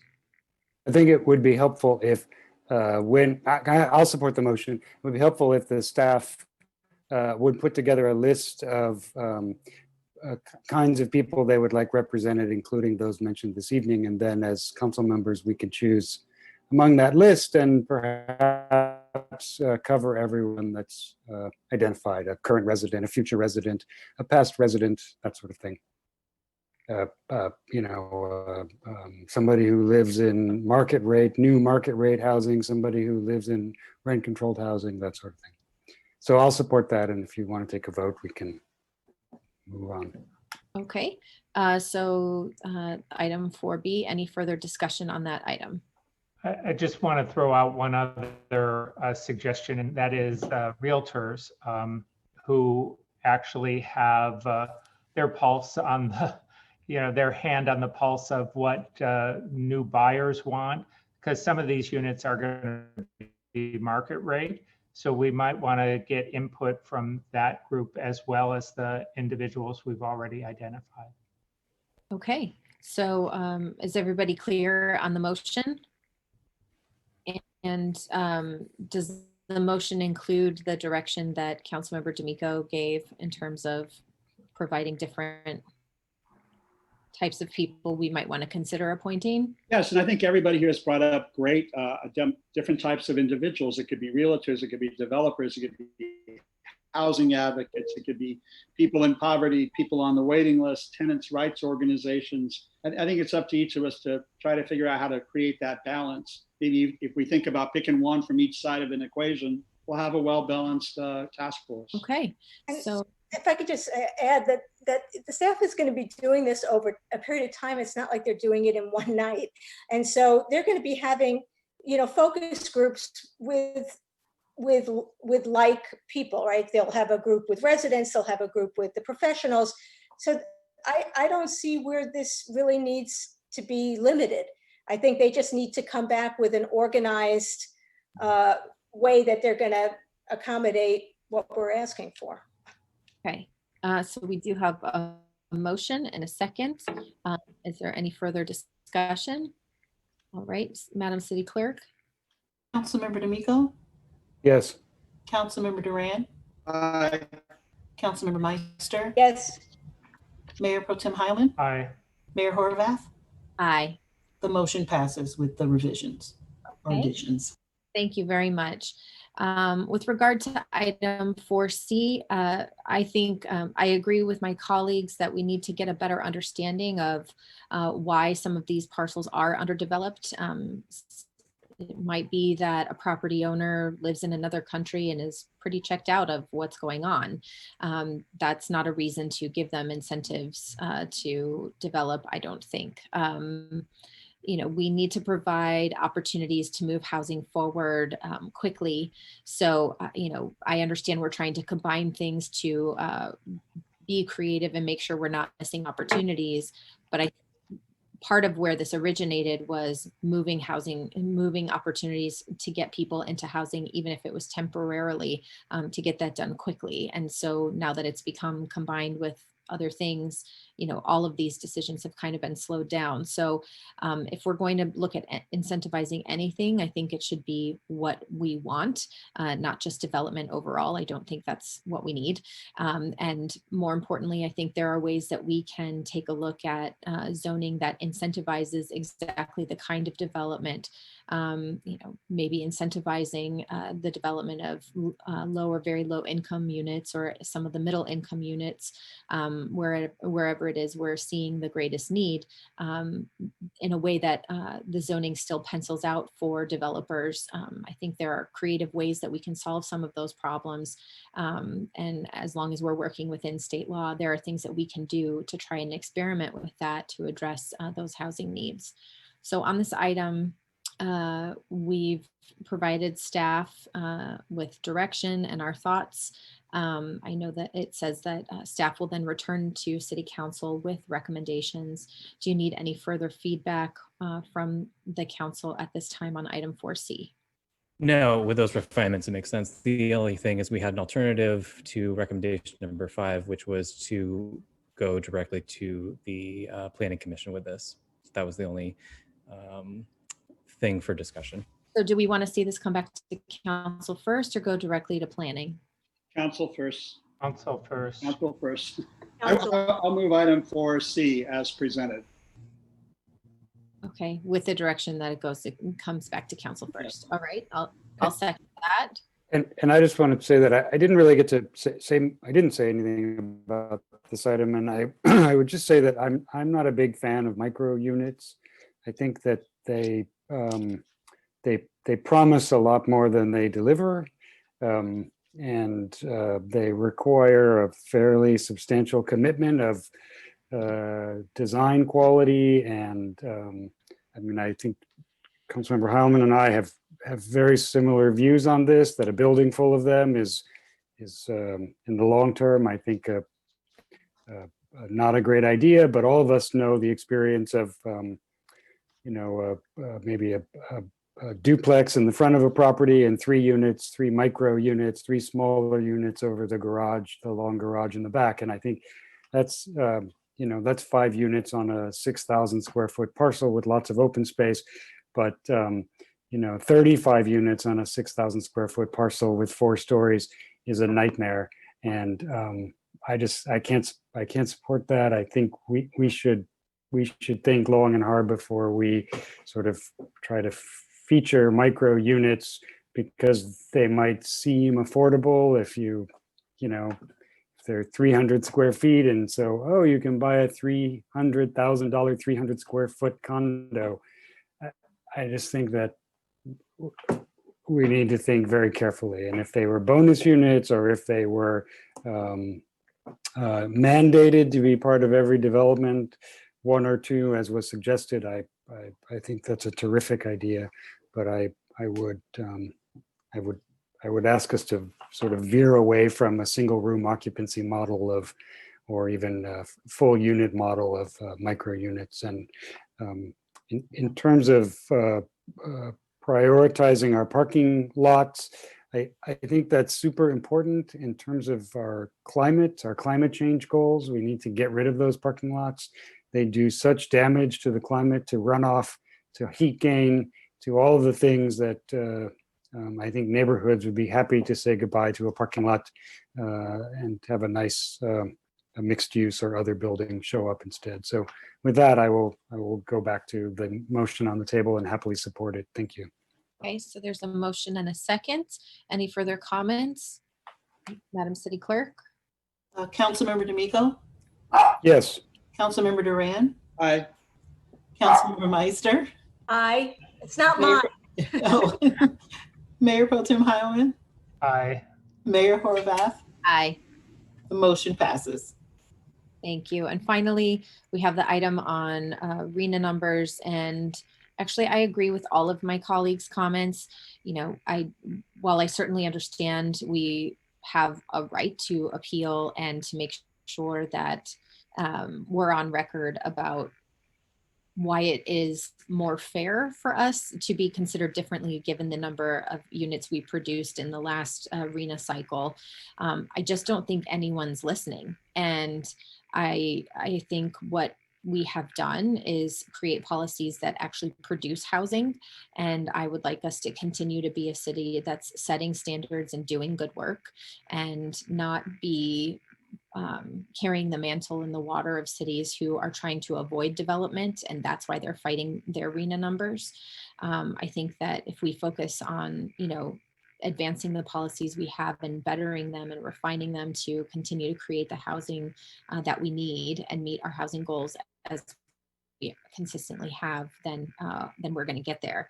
I don't think that we should be joining forces with no growthers and fighting this effort, but I do think that certainly, as Councilmember D'Amico suggested, if what is actually proposed isn't just creating the number of units requested, but entirely overhauling our zoning and changing the entire landscape of our city in order to produce that number of units, that's entirely problematic. So it sounds like there is support to move forward with an appeal, though I would just say I'm much more interested in seeing our staff focus on policies that create housing, not fight its production. Councilmember Duran. May I move this item, please, that we receive and file and proceed with the appeal according to the rationale presented by I'll staff. second it. Okay, there's a motion and a second. Any further discussion? I just want to emphasize what the mayor just said. I think as we move forward with this appeal, we need to be very clear that we're not in alliance with people who are just against the development of housing, that we are in favor of housing. We have demonstrated that. We have a strong track record, and this is about making sure that we get credit for the housing we produced. Okay. Madam City Clerk? I'm not going to support this because I'm not sure what getting credit for the housing we produced means in terms of this. I guess you're asking to lower the number we're supposed to produce. Is that what I understand, or just that they send us a letter that says you did a great job, so we gave you more? I'm sort of actually wondering, like, what does that look like, Councilmember Heilman, when you think about acknowledging the units we produced? It looks like the fact that in our last cycles, we produced far more units than the RENIT numbers required us to produce. And we are not getting that credited against the units that they're asking us to produce in this cycle. Whereas all these other cities that didn't produce the required units, they're being treated the same way as we are. And that is what I think is unfair. I think other cities who didn't produce the units that they were required to do, they use the same formula for them as they're using for us. Even we overproduced in the last cycle, and we were one of the few cities that actually did that. So it's just asking them to take that into account. And in my mind, that's just simple fairness, that if we're producing more than our share in the past, then our share for this would be lower than the share of a comparable city that didn't produce the units it was required to produce. So we're asking them to lower our RENIT number, maybe based on the things in the staff report, as you said. Okay. Yeah. Okay, so we have a motion and a second. Any further discussion? Madam City Clerk. Councilmember D'Amico? No. Councilmember Duran? Councilmember Meister? Aye. Mayor Pro Tem Heilman? Aye. Mayor Horvath? No. The motion passes 3-2. Okay. Item 4E was moved to consent. So we are now on to item 4F, land acknowledgement policy. And Councilmember D'Amico and I brought this item forward. I will turn it to him. If you want to, our colleagues need some sort of presentation on this. I know that it was originally presented back in March and was held a couple of times due to questions from our colleagues. So if you just want to get into questions and discussion, we can do that. That's fine with me. I think are there questions? No. No. All right, then I'll make a motion that we approve this item. Okay, I'll second. All right. It's been further discussion. Comments? Yeah, I'm going to vote against it. I appreciate the idea behind this, but it to me just seems like it's trivial in a sense. And I think it really doesn't acknowledge what has happened in the past. And I think it ends up seeming a little bit silly and not a real recognition of the tremendous losses that occurred from Native American groups and others that were living. We became long before this area was developed. So I appreciate the sentiment and the goal, but I'm not going to support it. Okay. I'm also going to vote no, and the reason I'm going to vote no is I think it completely ignores the rancheros and the Mexican American culture that created what is modern day California. Paying tribute to the indigenous people, I certainly understand. If you trace my roots back far enough, I am part Apache, but that's really not the issue. The entire culture that was developed here in Southern California was a mixture of Spain, Mexico, and indigenous people. And by only acknowledging one and not the other two that made this incredible culture that we call Los Angeles, I just can't do it. And for some of the same reasons John Heilman did. Okay. Councilmember Meister. I didn't really have strong feelings about this one way or the other. I wasn't really quite sure how this was going to work. I mean, at every meeting, we're going to have something written on something, or we're going to talk about what the history is. I mean, I'm just trying to understand how this works. I didn't know, I wasn't really sure, was this item actually directing staff to come back with a way that it can work? Or maybe you can explain to me how it would work. Go ahead, Councilmember. Yes, so I think we were looking for staff to develop a policy about how this might work. I know that since beginning to think about this earlier this year, I have noticed that in some cases it's front and center and very much a part of presentation, award ceremonies or presentations that I've seen since COVID started online. And then there are others where it's just part of the written documentation. It might be on our website. It might be part of the history of the city. We might just develop sort of a enhanced discussion of the sort of history of indigenous people in this region, in this part of LA, what is now Los Angeles County. And so, and then there would probably be times when it would be very appropriate to have this discussion out loud and out front, and and then much of the time it would be something that would happen more quietly on printed material or on our website. But I would look to staff to come up with a policy around where it would be posted, printed, spoken, etc. And could we include other groups? Does it have to be Sure. limited? No, I mean, I think really this was about an effort by many people to look at the indigenous people of this country prior to 1492 and experience that information separate from a larger context, even though the history of that context is 500 and some years old. But I'm certainly open to that, but I do think there is some good and specific reason to really understand more deeply the history of this region, why people settled here or why they didn't, and to have that be part of what we know as the history of West Hollywood, obviously extending back 500 years prior to our establishing ourselves as a city. I mean, I'm open to seeing what staff comes back with. Great. Okay, so we have a motion and a second. Madam City Clerk? Councilmember D'Amico? Yes.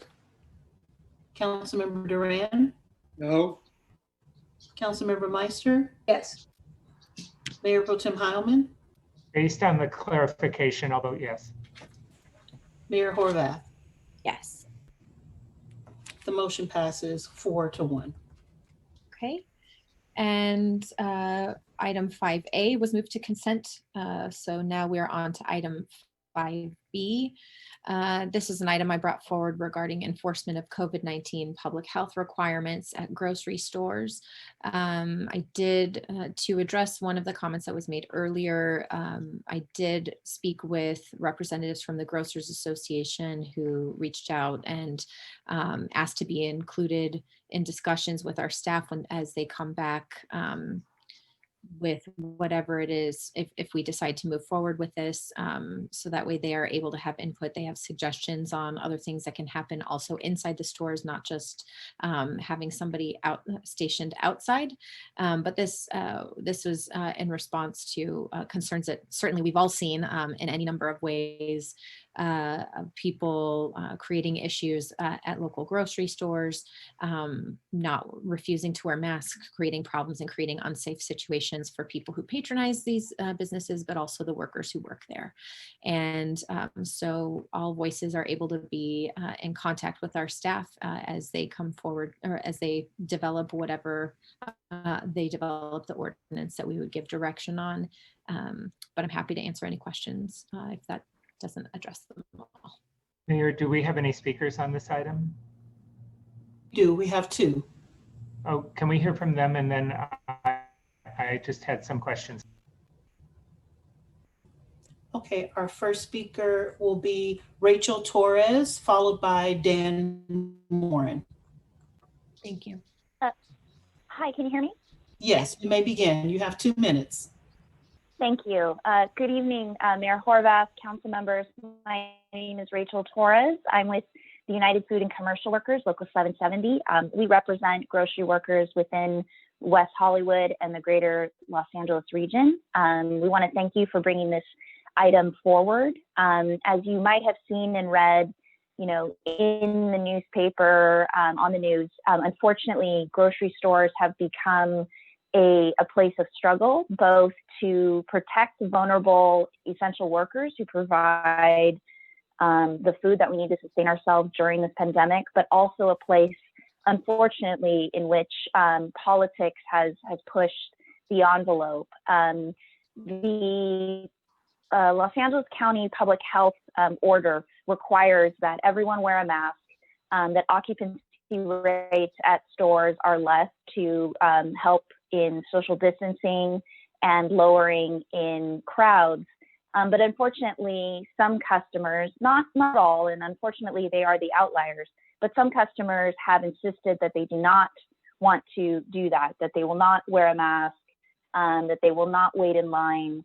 And this has created an impossible situation for grocery workers who really do want to serve the public, who want to maintain health and safety, both for themselves, their colleagues, and the customers. And so when they have politely asked for folks to follow these guidelines, they have received pushback, sometimes even in violent pursuit.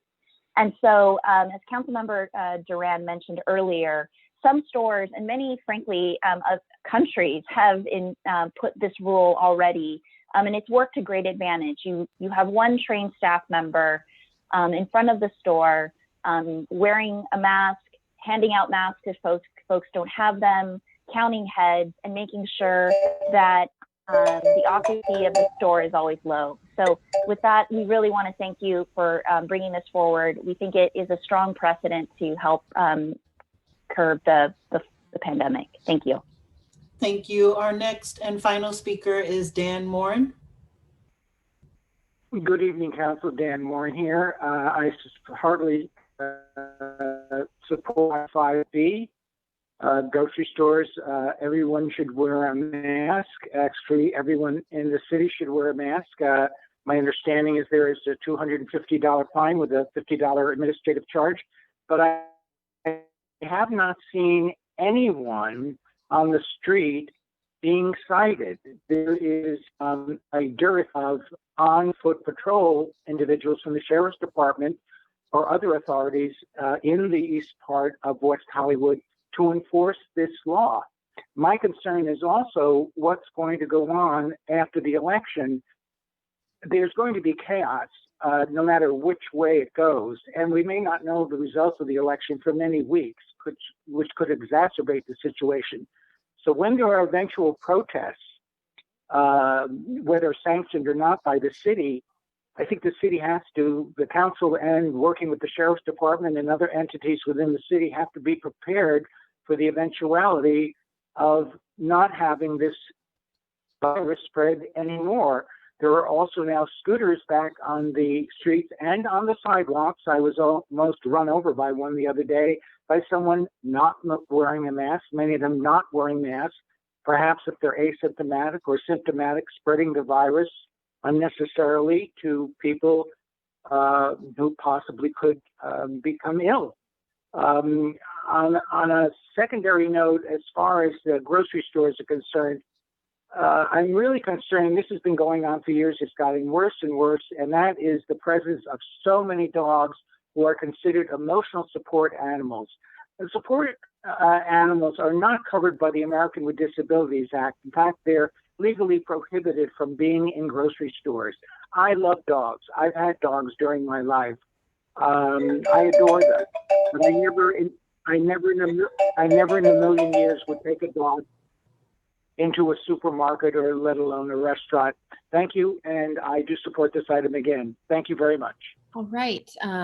Questions, comments, discussion? Mayor Pro Tem. Go ahead, Oh, Councilman. So the first speaker spoke about incidents and violence and people not wearing masks, but do we have any examples of that in our city?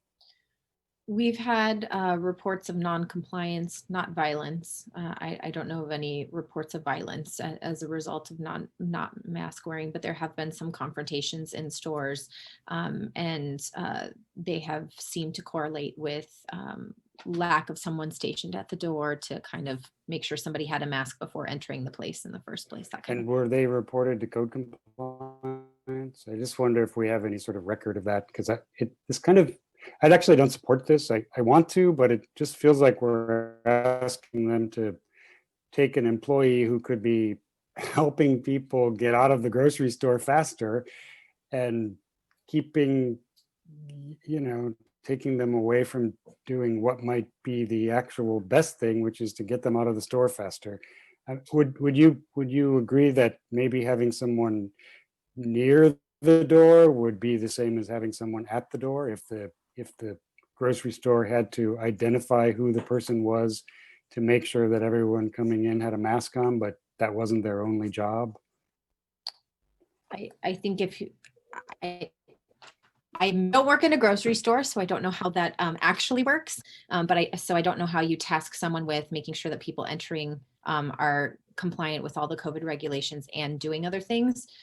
So I know that that's something that the Grocery Association has mentioned and certainly wanted to give input on should we move forward with drafting an ordinance. So the discussion is available if we want to move Right. forward with drafting. I just get nervous when we're assigning public health jobs to grocery store workers or other people whose job it is not to make sure that people are following public health. We have code compliance for that. But I'm probably not going to vote for this, but when it comes back, maybe it will contain some things that are the grocery store organizations and others have come to some agreement about what's best. Thank you. Okay. Mayor, I was going to say, I appreciate this and I am going to support it. I think all of our local stores are already doing this, so this is not going to be a big change in policy. The one thing about the item that I don't really support is directing the city attorney to draft the ordinance and bring it back to us for our next meeting, which would essentially mean that it would have to be prepared and I think ready probably in a few days. And if we are going to get input from the grocery stores, that's not going to happen overnight. So I would suggest that we ask our staff and city attorney to draft an ordinance and bring it back to us after they've solicited appropriate input. My understanding of this item is that individuals who work at grocery stores as clerks or stockers shouldn't be in the position of having to enforce a mask mandate unless they've actually been trained and assigned to do that.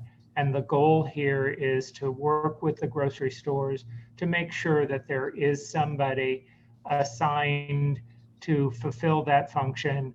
And I've seen it at different stores where they're right inside the store. Some of them are outside of the store. And fortunately, as Councilmember D'Amico indicated, we're not really seeing a lot of incidents of non-compliance and hostility. People are in West Hollywood by and large complying, and they understand the importance of doing it. Some of the stores have somebody who's at the front who, when it's not busy, they're also cleaning the carts, or they occasionally go inside to monitor things near the front door. So I think having some flexibility built in here is good.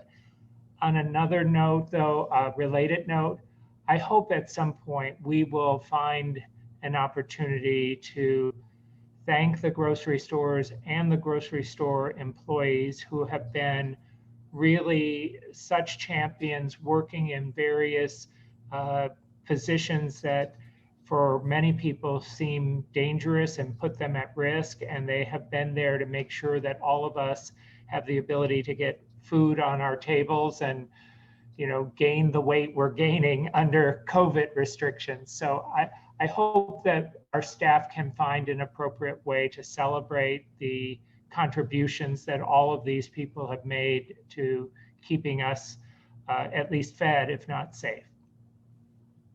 Any other comments? Yeah, I was just going to say that at Pavilions and at Trader Joe's, there is someone, you know, by the front door. They're either right inside or right outside. They're also sanitizing the carts, which is great. And so I'm in agreement with Mayor Pro Tem Heilman. As long as there's a little flexibility there, I'm okay with this.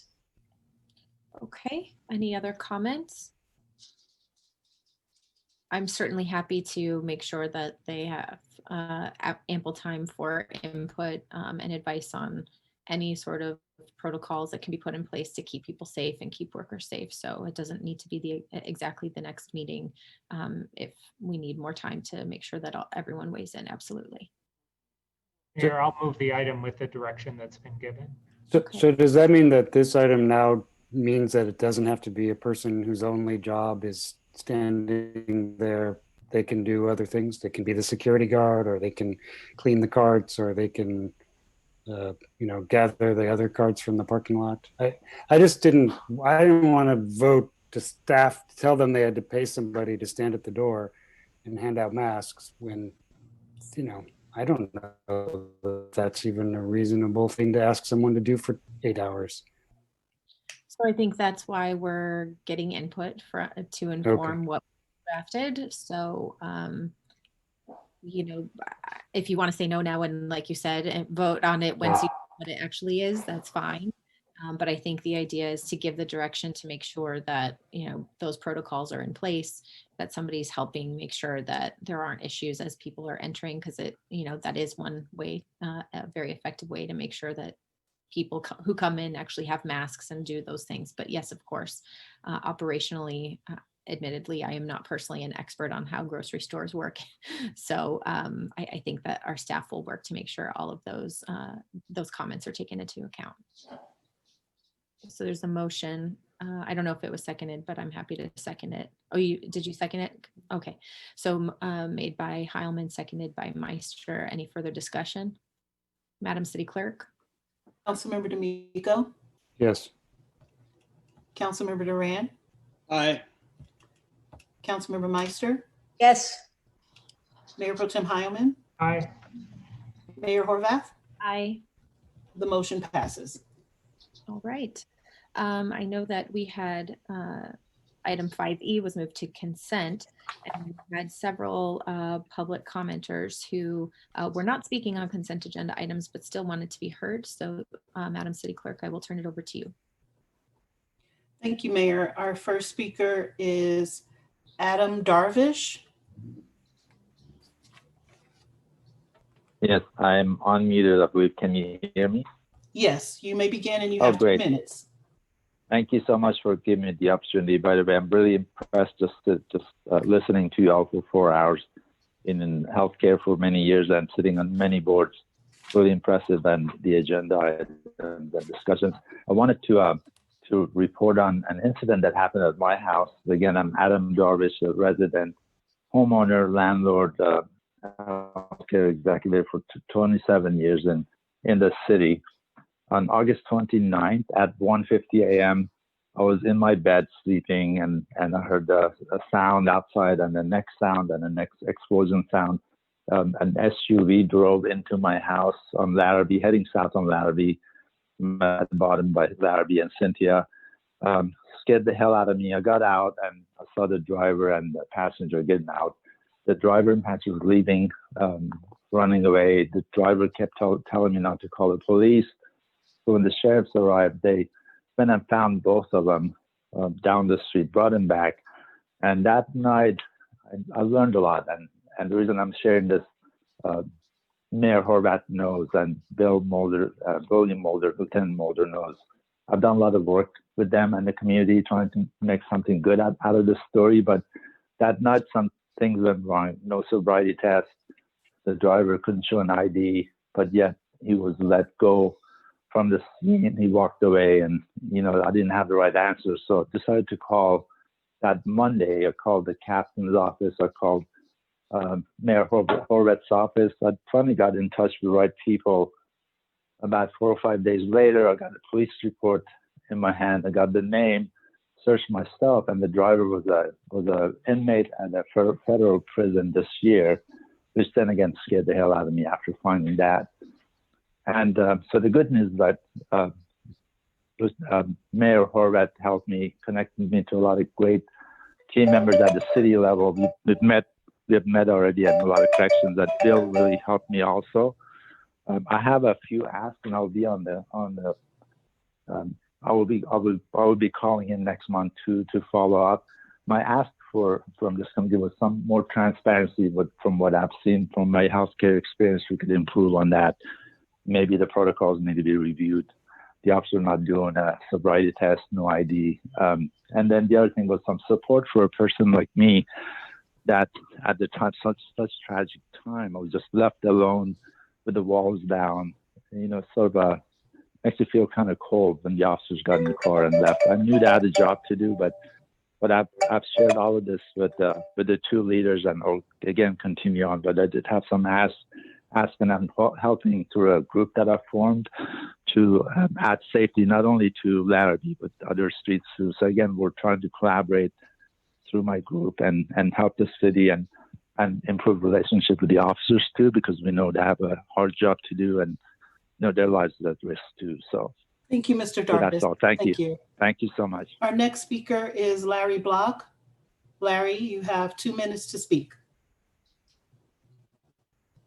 Hi, everybody. I'd like to voice my opposition to Prop 15. This is a small business killer. If this prop becomes law, we will not see Revolver or many other small businesses reopening. Prop 21 is rent control on single-family homes and condos. This is a bad housing policy and brings down property values. But I'd like to turn attention to John Duran's yard signs plastered on every developer's lots, and many posted illegally. Madam City Clerk, have you had to reach out to any of the campaigns due to violations of the campaign sign rules? If you could reflect on that after. One Duran sign says, No time for amateurs. A condescending Trumpian approach to residents trying to participate in our election. The other sign says experience matters, and I agree. None of the candidates have any experience being asked to step down as mayor. None of the candidates have any experience being censored by their colleagues. All of us have no experience lying to the Human Resources Department at City Hall or giving Stormy Daniels a key to the city. And I'm guessing most of us pay our fair share of taxes. City Attorney, I'd like to ask, are public officials required to disclose tax liens?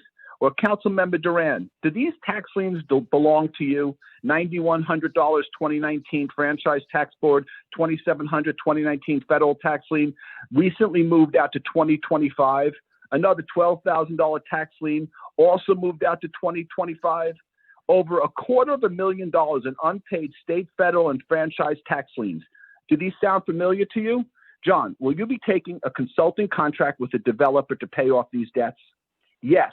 Experience matters, but not this kind of experience. Any one of the candidates running for city council will make more thoughtful decisions for our city than John Duran. So it's time to move West Hollywood forward and clean out City Hall. My name's Larry Block, and I approve this message. Our next speaker is Valerie. Valerie, you have 2 minutes to speak under public comment.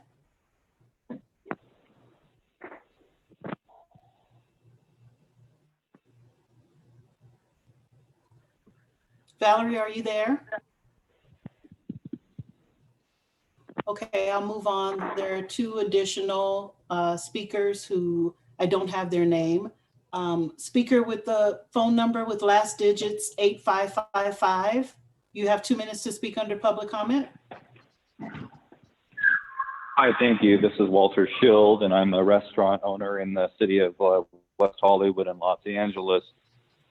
I'm wanted to share comments about how critical the Outzones program has been, and can't thank Tara and Paulo and Danny, and of course city leadership and the city managers enough. We were able to bring back 20 employees, most of which are not receiving unemployment. We're able to pay rent, and we were able to reopen and become profitable and pay rent to our landlord recently. So I wanted to thank the city for that. Ironically, I also wanted to express grave concern about Prop 15. The taxpayers passed Prop 13 to control the growth of property taxes to 2% a year. And so property tax growth at 2% a year is going to be removed from businesses. And ironically, we understand we may get a $30,000 a year increase in our property tax bill at a time we can least afford it.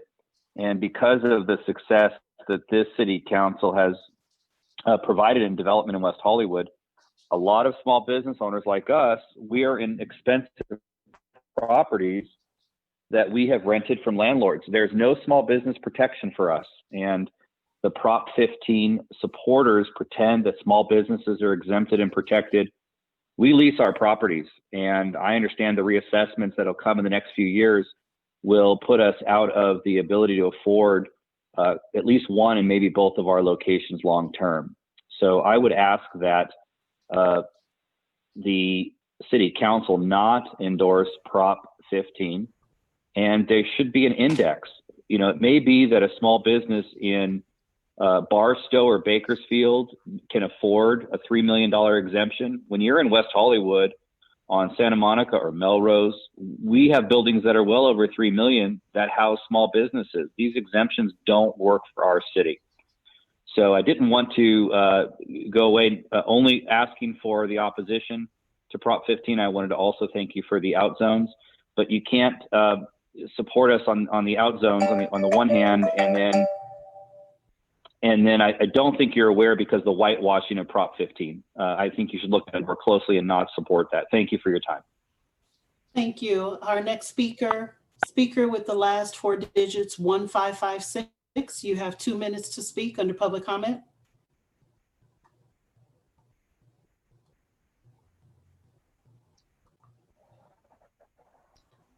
We'll go back to Valerie. Valerie, are you there? You have 2 minutes to speak.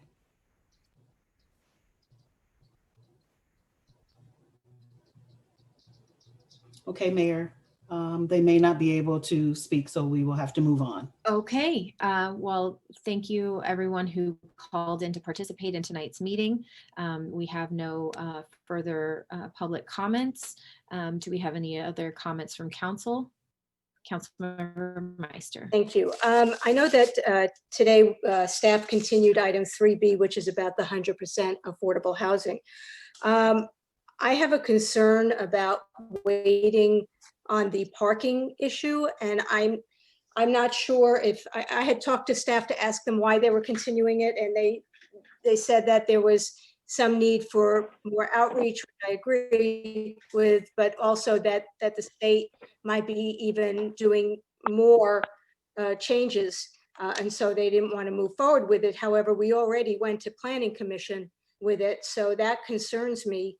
The other thing is that we all received a lot of letters today from residents who are very concerned about the 100% the zero parking spaces that are that the Planning Commission approved. And so I just wonder if there's any way that the parking part of this issue could happen sooner rather than later, let's say the end of October, the second meeting in October, because there's a lot of uncertainty and we have a lot of residents who feel they're worried about that. So anyway, I just wanted to state my concern and just put that out there. Any other comments? With that, our meeting is adjourned. Thank you very much. Thank you.